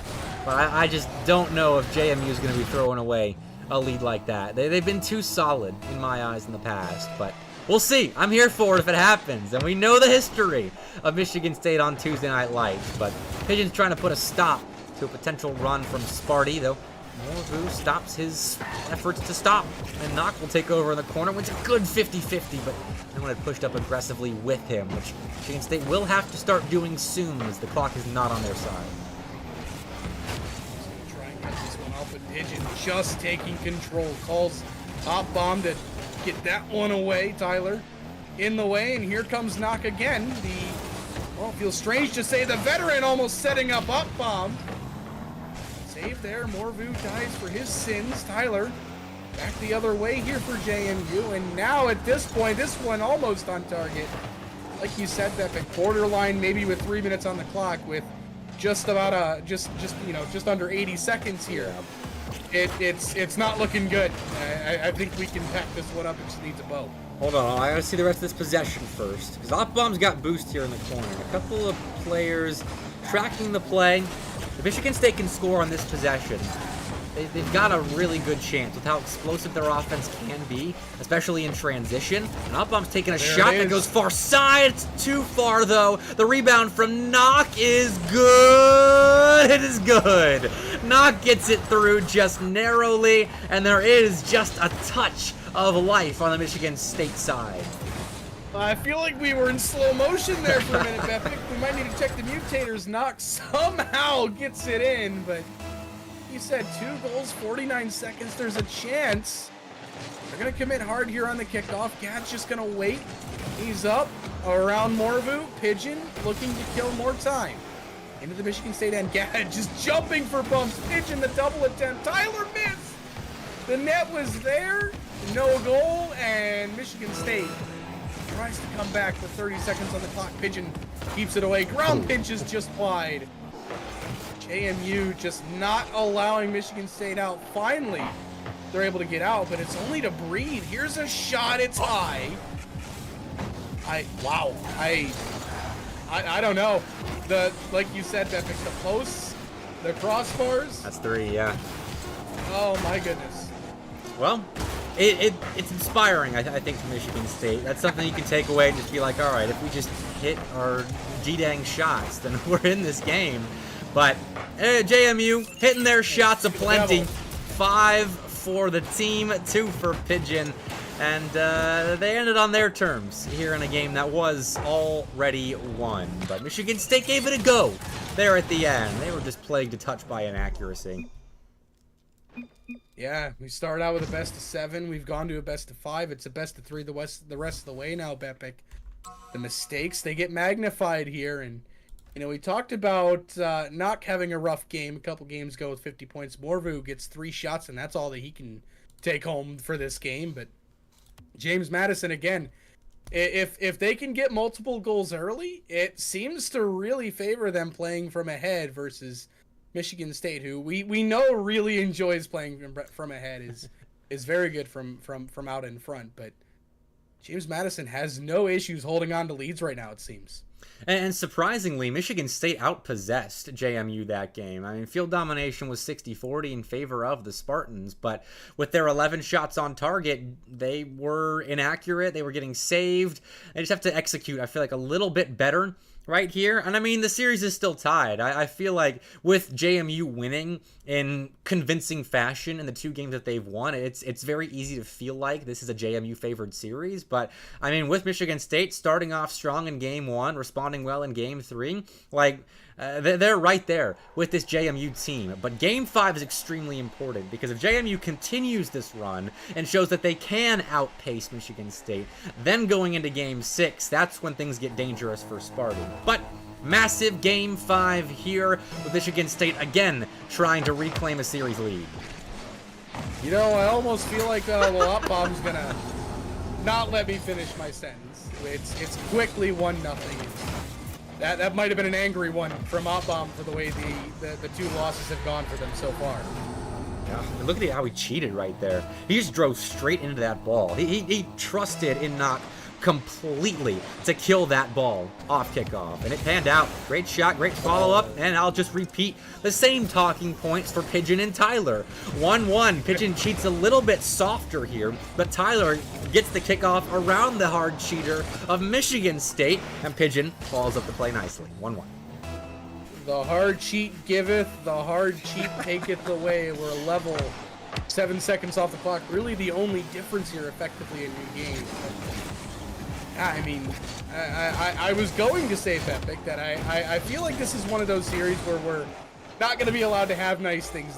Whoever wins this game will, the momentum simply too much as we go into game 6. But 4:30 to go here. It was a good start for Michigan State. Opbomb able to keep that one away and not with the clear. Tyler, the lone man back here for JMU, has to be careful. Unharassed by Knock, got bumped. Morvu, where's Opbomb? Gad got back in time to keep it away.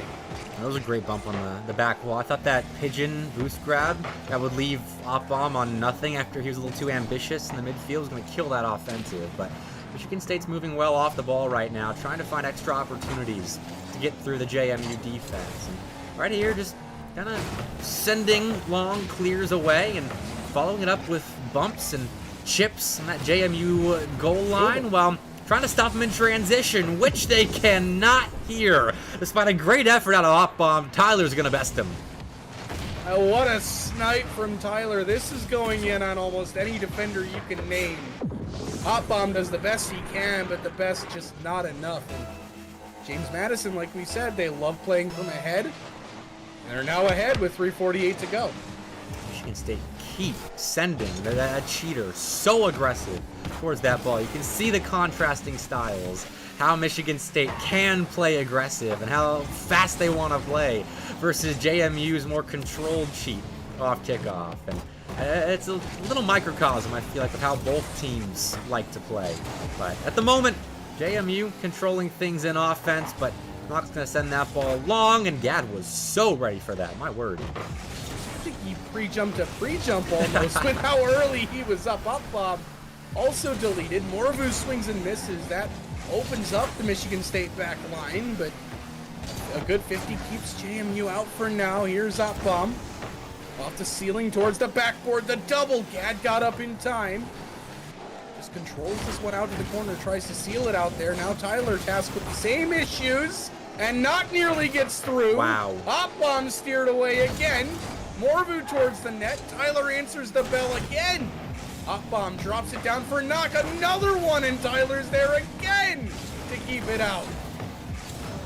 Okay, Morvu's just beating Tyler. Who's back? It's Gad. He's got to buy so much time with this. And he does. What a dunk. It just kills the ball. And allows a low boost Tyler to now find a full boost Gad. It's back to Pigeon.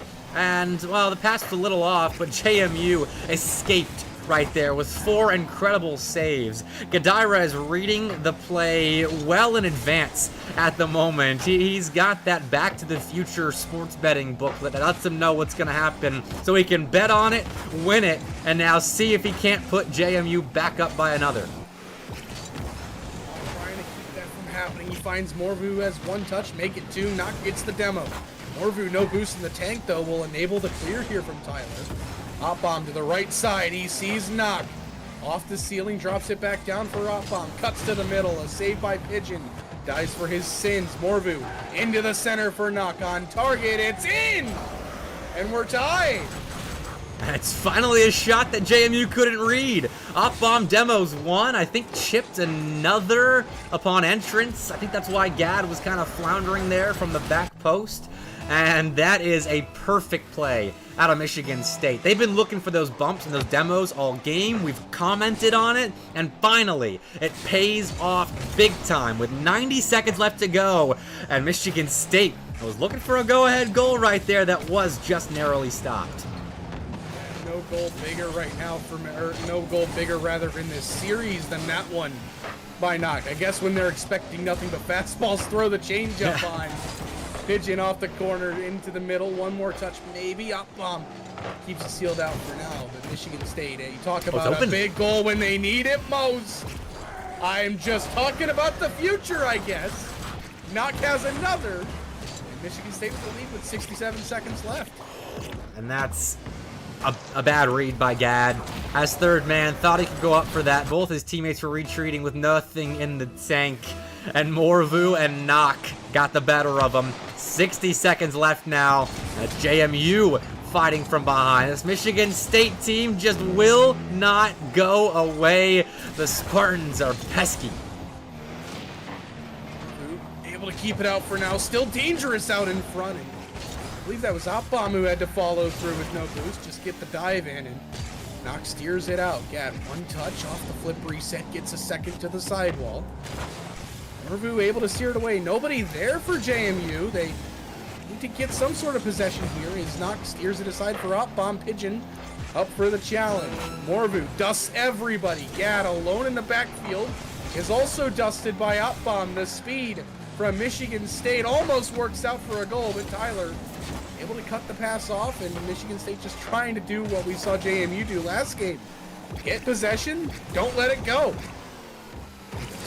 Got possession now, but they will have to let it go with that read Tyler made off the back wall. Good 50, sets up Tyler for a fake and a shot that was wide and way too soft to get through Michigan State's goal line defense. But JMU has a bit of life left. Ball will hang in the air a little bit longer, and Morvu will send them packing. Knock, though, couldn't ground the play, and so we will stay playing Game 5 just a little bit longer.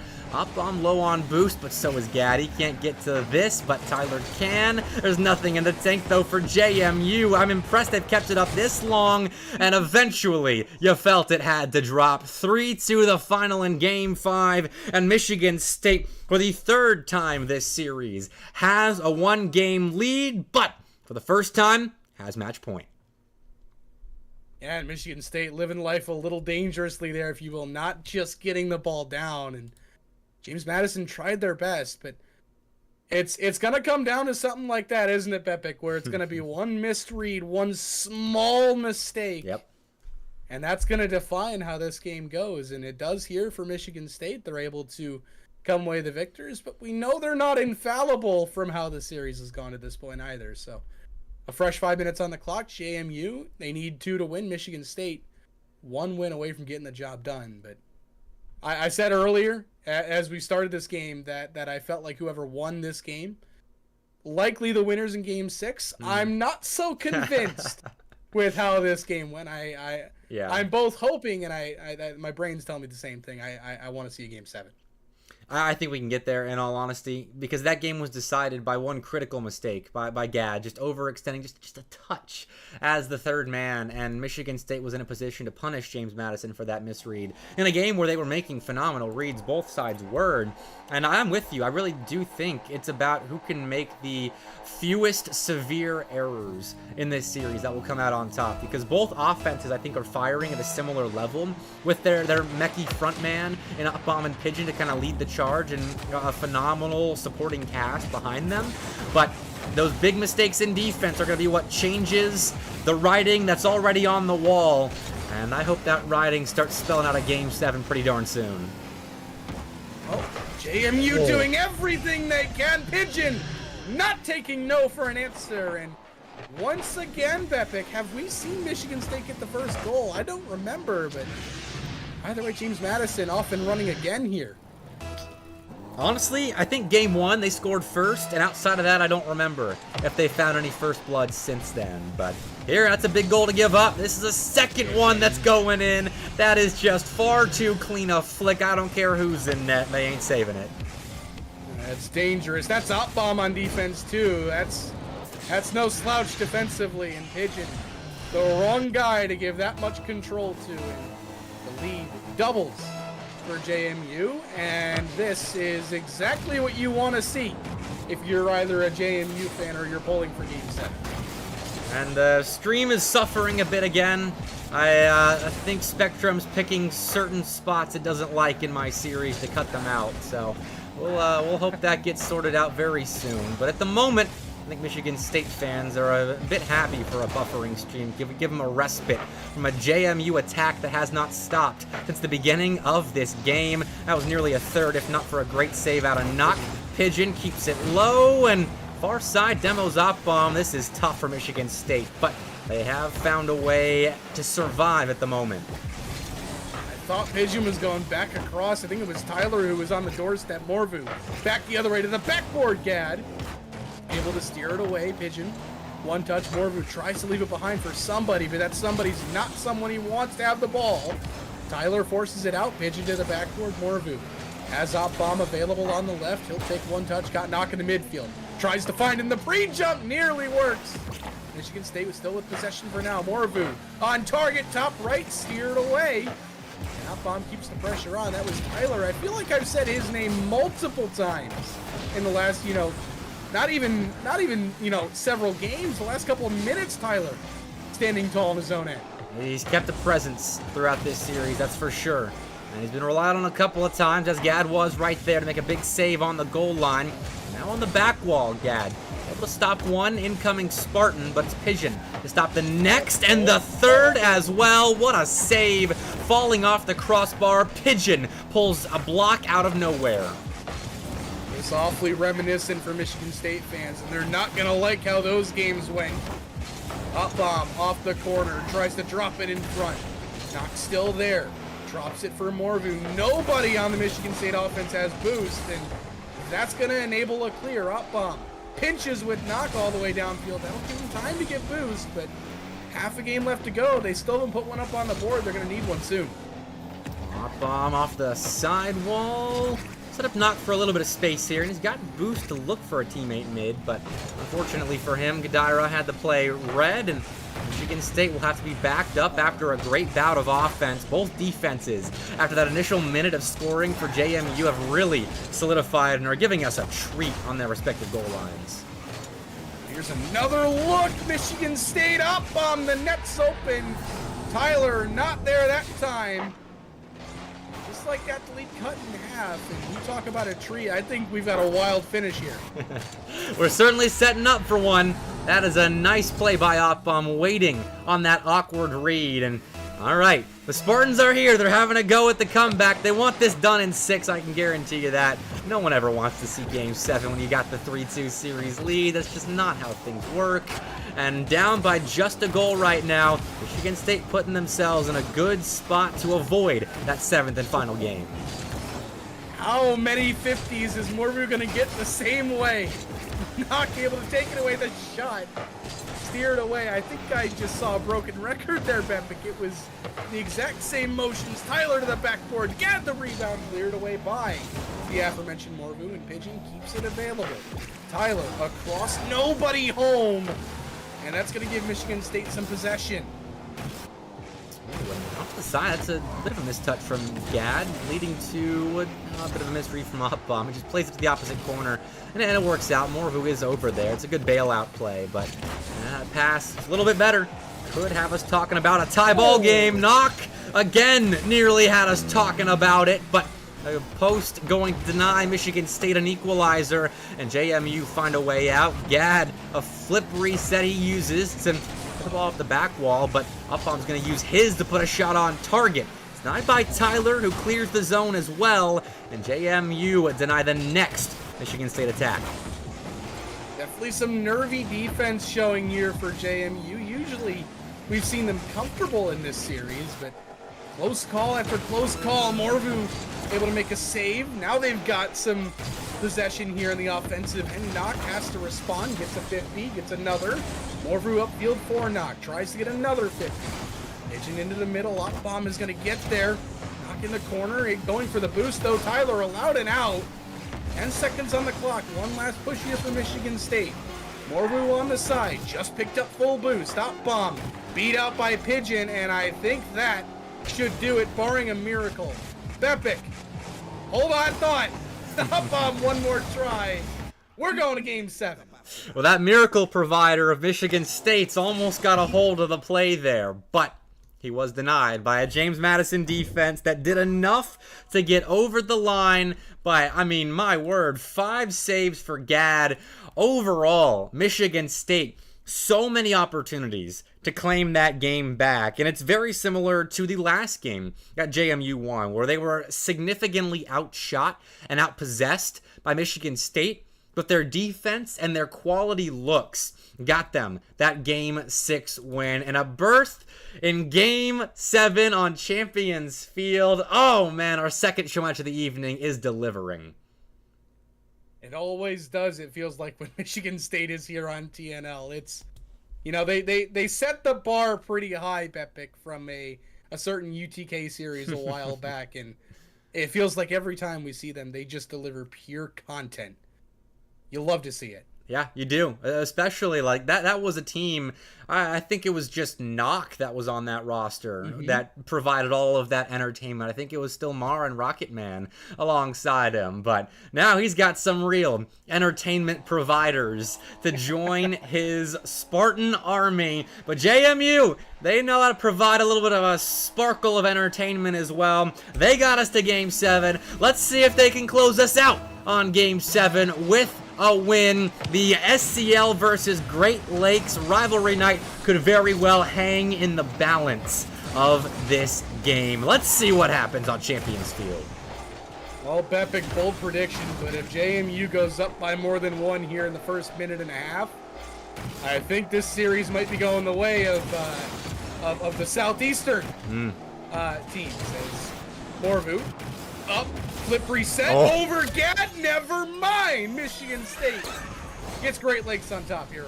Oh, that is class. That is class from Morvu. The light touch to keep control. The flip reset gain without a hesitation. The perfect execution of the flip reset as soon as Gad challenges. Oh, that's beautiful. And it starts Michigan State off on the right foot, but they've got to hold this lead, and that is a tricky task to convert on. When you need him most, he shows up here early in Game 7. Up Bomb looking to do the same. Knock with some space. Pops it up, but Pigeon, I think, was already in the air, and will use a flip reset, combine it with an air dribble to steer it all the way back towards the Michigan State end. That's a missed open net from Gad, but Up Bomb able to steer it away just in case. Tyler has Gad in the infield, goes for him to the backboard. Where's Pigeon? Already up. Flip reset, double steered away by Knock. A huge moment for that Michigan State defense. Gad again, and finally, James Madison on the board. You had to see it coming soon. We're tied 1-1. What a play initially. flowers to Knock for that defensive effort against Pigeon, but Gad, a wonderful follow-up. I mean, that's what you need from your captain right there. Cool, calm, and collected. The highly mechy play that maybe should have gone in doesn't. You keep your wits about you, and you find an equalizer. 1-1 goes Game 7, and these teams are putting on a show for us. We're off to the side. You're absolutely right, Bepic. When the lights are the brightest, the teams seem to show their absolute best. A world-class goal from Morvu to start it. A fantastic response on the other side by Gad and Pigeon and company. Speaking of Gad, here he is off the sidewall. Morvu able to take control. Knock is up on the far side. Tried to drop it down. Tyler must have known he was there. Pigeon tries to keep it out. Up bomb tries to get it out of that corner as it goes right back in from Morvu. Gad pops it up. Knock is there. A demo on the back line. Ceiling read on target. Up bomb running, more interference and more pressure here for Michigan State as it goes to the far side. Knock keeps it in.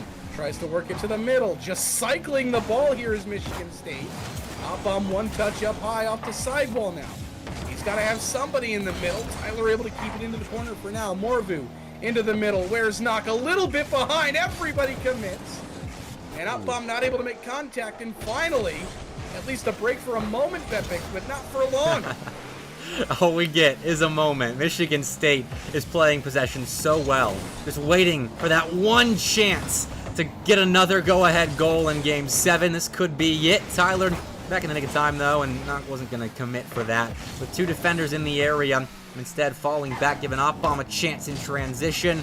They move to the midfield line for just a second. Pigeon's going to try and push him back further here. There really is no follow-up, and it seems like there's always a Michigan State player downfield ready for that return to the offensive zone. Uh-oh. A little awkward there for JMU, and whoever sees that tries to take possession, but it's sent back again. Michigan State not been on defense in a very long time here, but finally forced to respond to something as here comes James Madison. Pigeon to Gad, out in front. Tyler the follow, but Up bomb stands too tall that time. And Knox got some space now, but it's right to Pigeon. And he'll play a flip reset, but realizes the space that he has there off the midfield line. He's denied by Morvu. Good defense. The one-on-one defense in Michigan State really has improved since the game that they've dropped, honestly. JMU was able to find space very well, take advantage of that. They've always got an idea of what their options are, but not when you're immediately stopped by Michigan State like they have been here so far. And now the Spartans trying to do something similar, but JMU layering their defense quite well, finds an escape, and it is only a temporary respite, but respite nonetheless. Michigan State playing offense, but it's against a well set up JMU defense. How appropriate here, Bepic, that we get 2 goals really quickly to start this game and then absolutely nothing else until the last minute or closer to the end. Here's Tyler. Bomb able to steer one away. Morvu 50 by Pigeon. We're in midfield for now where Gad is residing. Knock beats him to the ball and sends it all the way back to the James Madison corner where Pigeon is residing. Up bomb.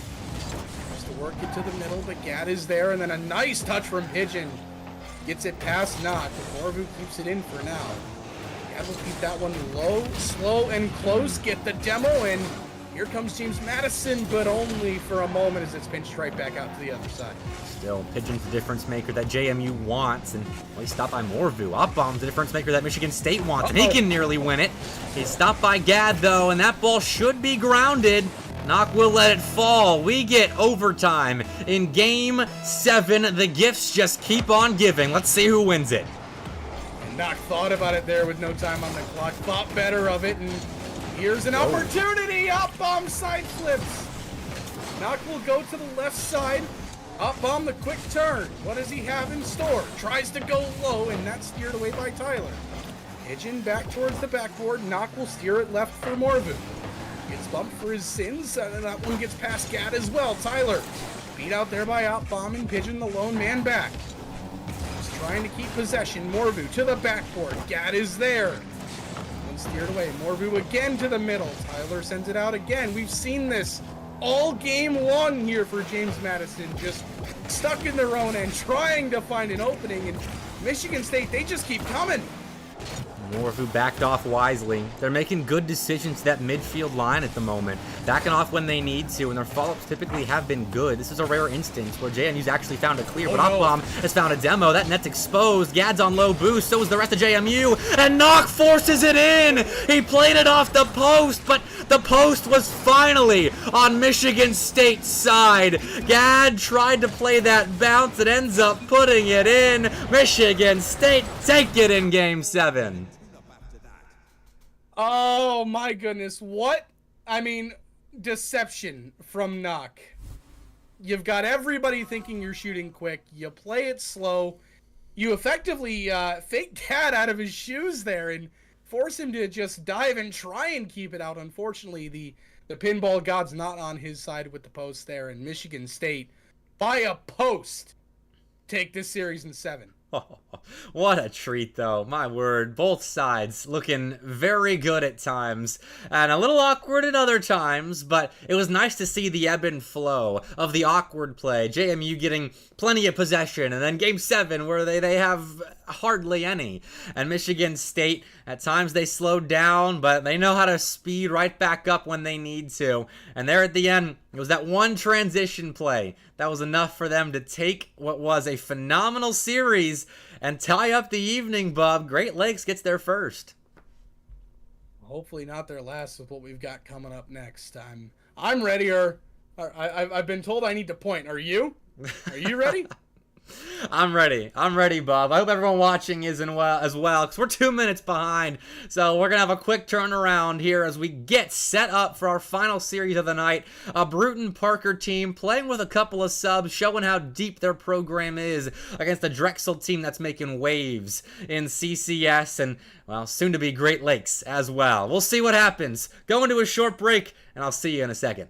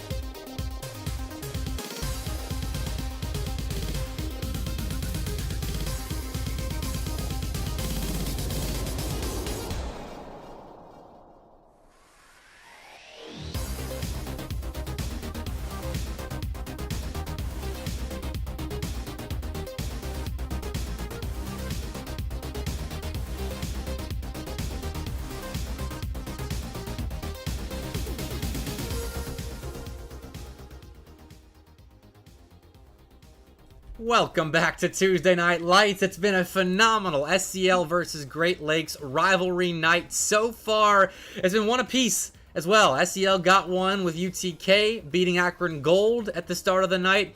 And then our last series went to Game 7 OT, but Michigan State just narrowly edged out James Madison. And so we capped the night, Mr. Zenzira, with Brewton-Parker and the Drexel Dragons. First, how you doing?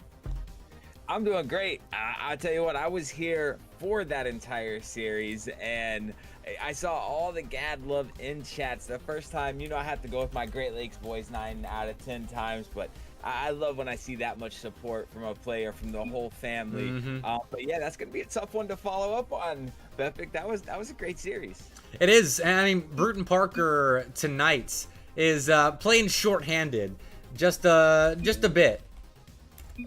And so, sorry, making sure everybody's good to go. But sure. Brewton-Parker playing shorthanded against a Drexel team that has really been on the up and up recently. Kevin has been a standout player in the CCS when this Drexel team upset Akron Gold in one of the biggest upsets of the CCS season last week. So we're going to see what they can do against Drexel, but at the moment, with this Brewton-Parker lineup, it's been a minute since I watched Kyler, and I don't think I've seen Corrupt play for BPC.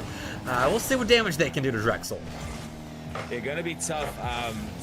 Talking about Kevin, I'm a massive fan, but his teammate, sir, it's gonna be an assist for Kevin here. I mean, he does make a nice touch, but don't get it twisted. This is just big body on the goal line.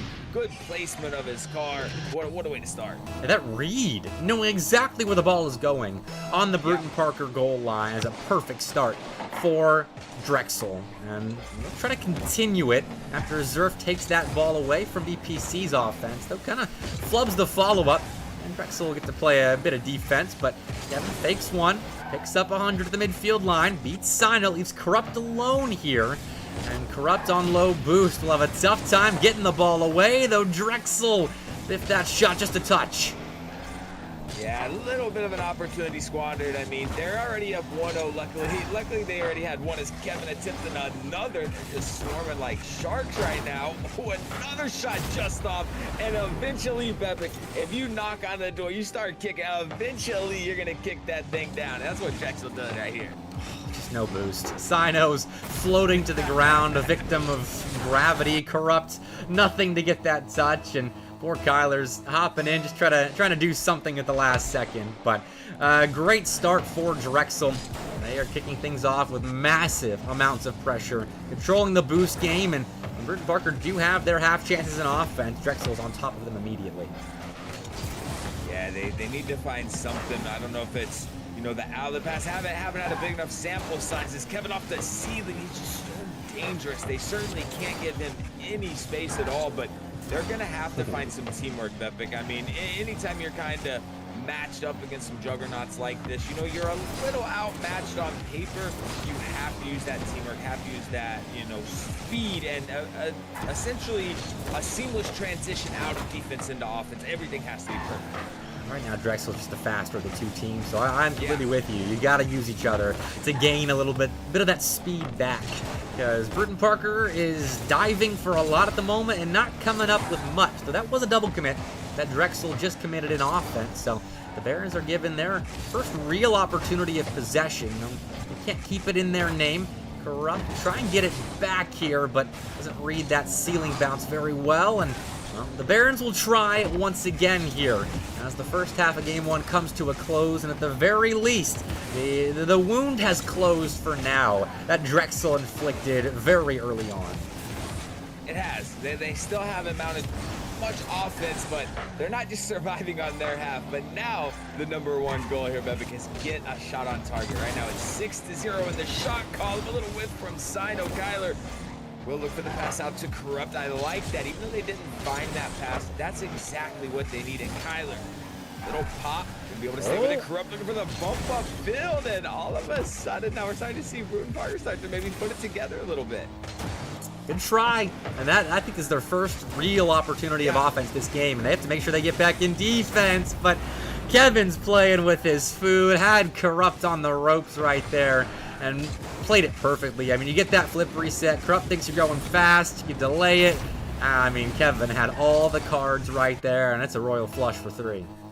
And that's a bit demoralizing, but again, just goes back to what we said, you know, every opportunity counts, and though we gave them points for finally finding an opportunity, they need to connect on that. As I was telling you before, you know, I've got to cast Kevin quite a bit. Oh, as a Surf setting up Baron.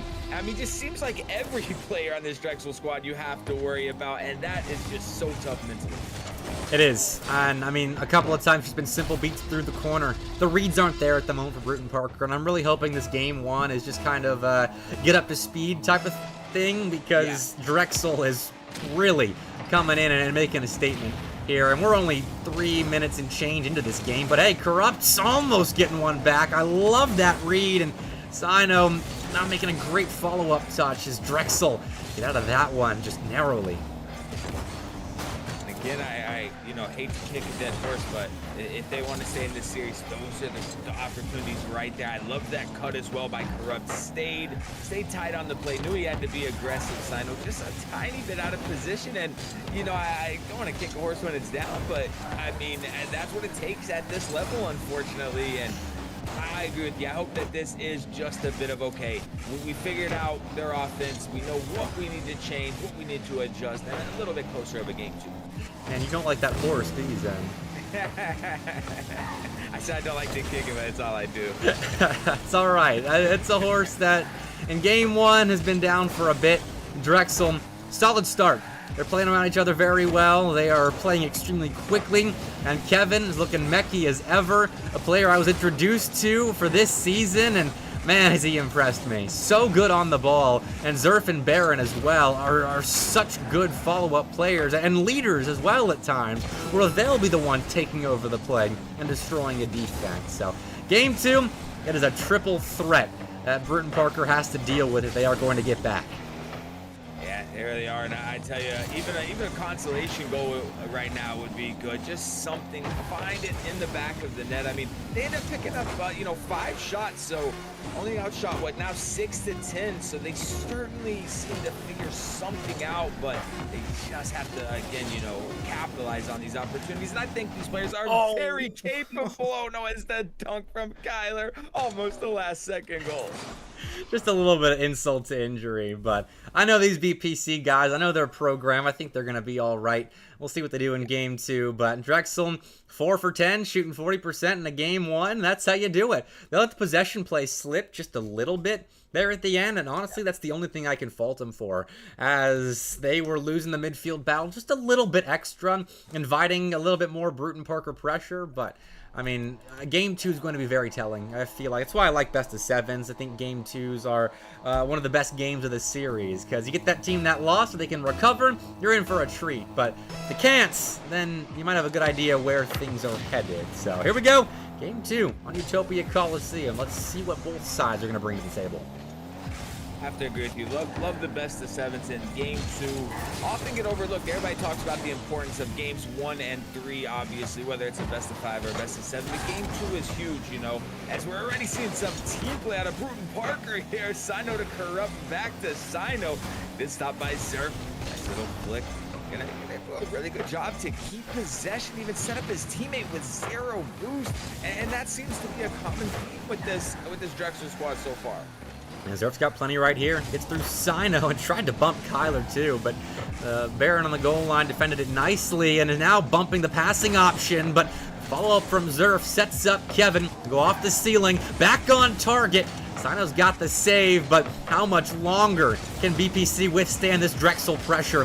Very impressive stand as both sides looking good in their respective roles. Now we get to see the Drexel defense play for a second, and it's Kevin who just waits on that ball as he knew it was off the crossbar and out. But already they're starting to find not necessarily second chance opportunities on net, but it's not just a one and out. It's Kevin again almost going solo dolo, and that again is what's so hard.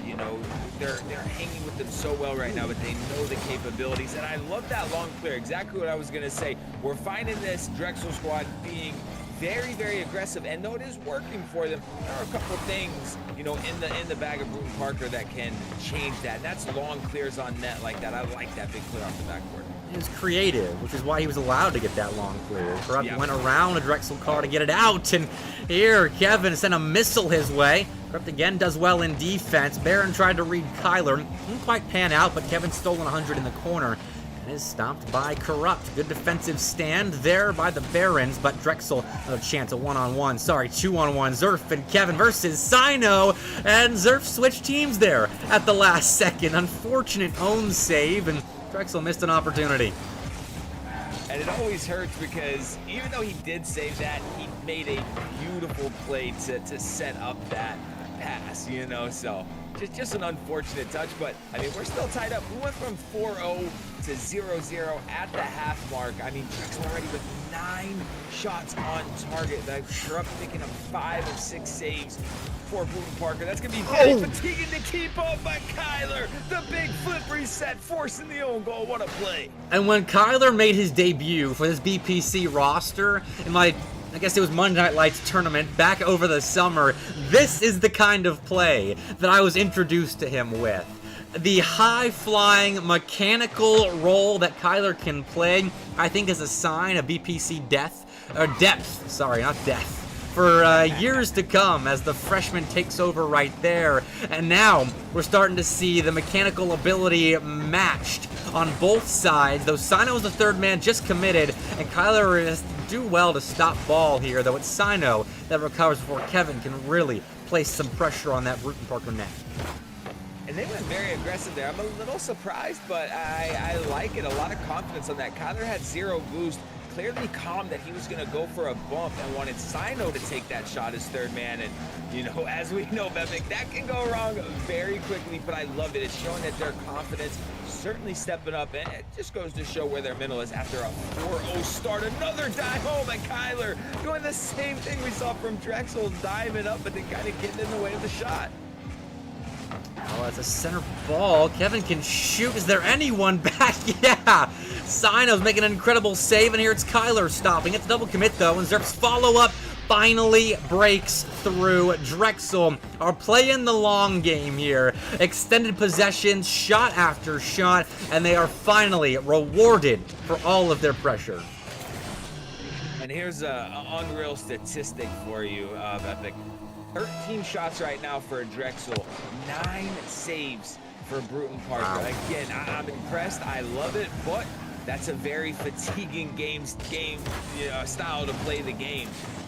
So that I feel they gotta get off their back foot. And what's crazy is I wouldn't have expected that to be kind of the scoreline at this point. It seems like it's been a lot more even, but man, Drexel are just great at setting up, you know, pitching a tent into your box. They set up camp. You can't get them out. They are still camping out on that orange end. Great possession control. Up with no boost is going to have that ball taken by Baron, who looks for Zerf downfield off the back wall. Is there anyone there for a finish? Not quite a finish, but Kevin will set up another opportunity, aided by Zerf there on the back wall. That was a beauty from Drexel to take the lead late. Really was. You know me, I'm a huge fan of physicality, and Zerf, I call that the dime to demo. Got the assist on the play, and even though it was just a bump, not a demo, that's huge, right? Get it in your teammates' hands, give them an opportunity, but then you clear the only defender that has a possible save, and all of a sudden, Drexel trying to steal this game, and I want to see, you know, how Brewton-Parker bounce back if that's the case. Oh, well, they're not bouncing at the moment. They're stationary. Corrupt's finding another save, his third of the game. Been instrumental, keeping this game manageable. But Drexel's trying to take it from manageable all the way to a big L for the Barons, though. The clearance is stopped at the midfield line. It's grounded. Barons doing very well to keep it down, and Zerf finally finishes it. Drexel do what they have to do to win Game 2 and take a 2-0 series lead.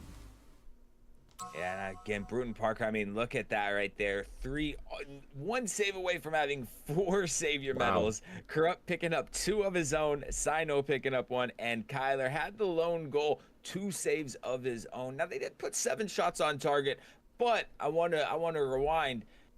The shots were very even about at the halfway mark, so you can tell Drexel really stepped up in the second half of that game, and I don't know if they took more of a quantity over quality approach, or if Brewton-Parker were just able to keep it out of the net. I think it may be a mix of both, but again, I don't think Brewton-Parker wants to try to play that way through an entire best of 7. I mean, the shots were good from Drexel. I think you have to credit quality defense for holding them at bay for so long. But in Game 3, I mean, quality defense can only hold together for so long. You need to flip the field, and Drexel is doing such a good job reading where BPC is trying to go. They're timing their boost grabs in their defensive half extremely well, and now punishing misses in defense extremely well. 12 seconds in, Drexel's got a lead. And that's about what you expected, kind of all of last game with how many shots they were putting on target. Yeah, absolutely. I mean, it took, what, 10 attempts last game? Before 10 plus, I think I said it was 13 attempts with 9 saves when they found their first goal. But I get a kickoff goal right back. Kyler does, and I love it. He stays up with 0 boost. Keep an eye on him right here. He sees his teammate, wins the 50. Knows, hey, we need to find a goal, and even though he only gets that 1 penny, that's all he needs. That dunk right there, I mean, good luck saving that one. 1-1, big step-up play again from Kyler. He was the lone scorer last game, the one that Brewton-Parker found. Drexel looking to respond quickly, and Zerf's using all his boost to give Baron a chance against a weakened Brewton-Parker back line, but that is a nice return of serve. Big clearance and a big intercepted pass. Kyler read that play like a book.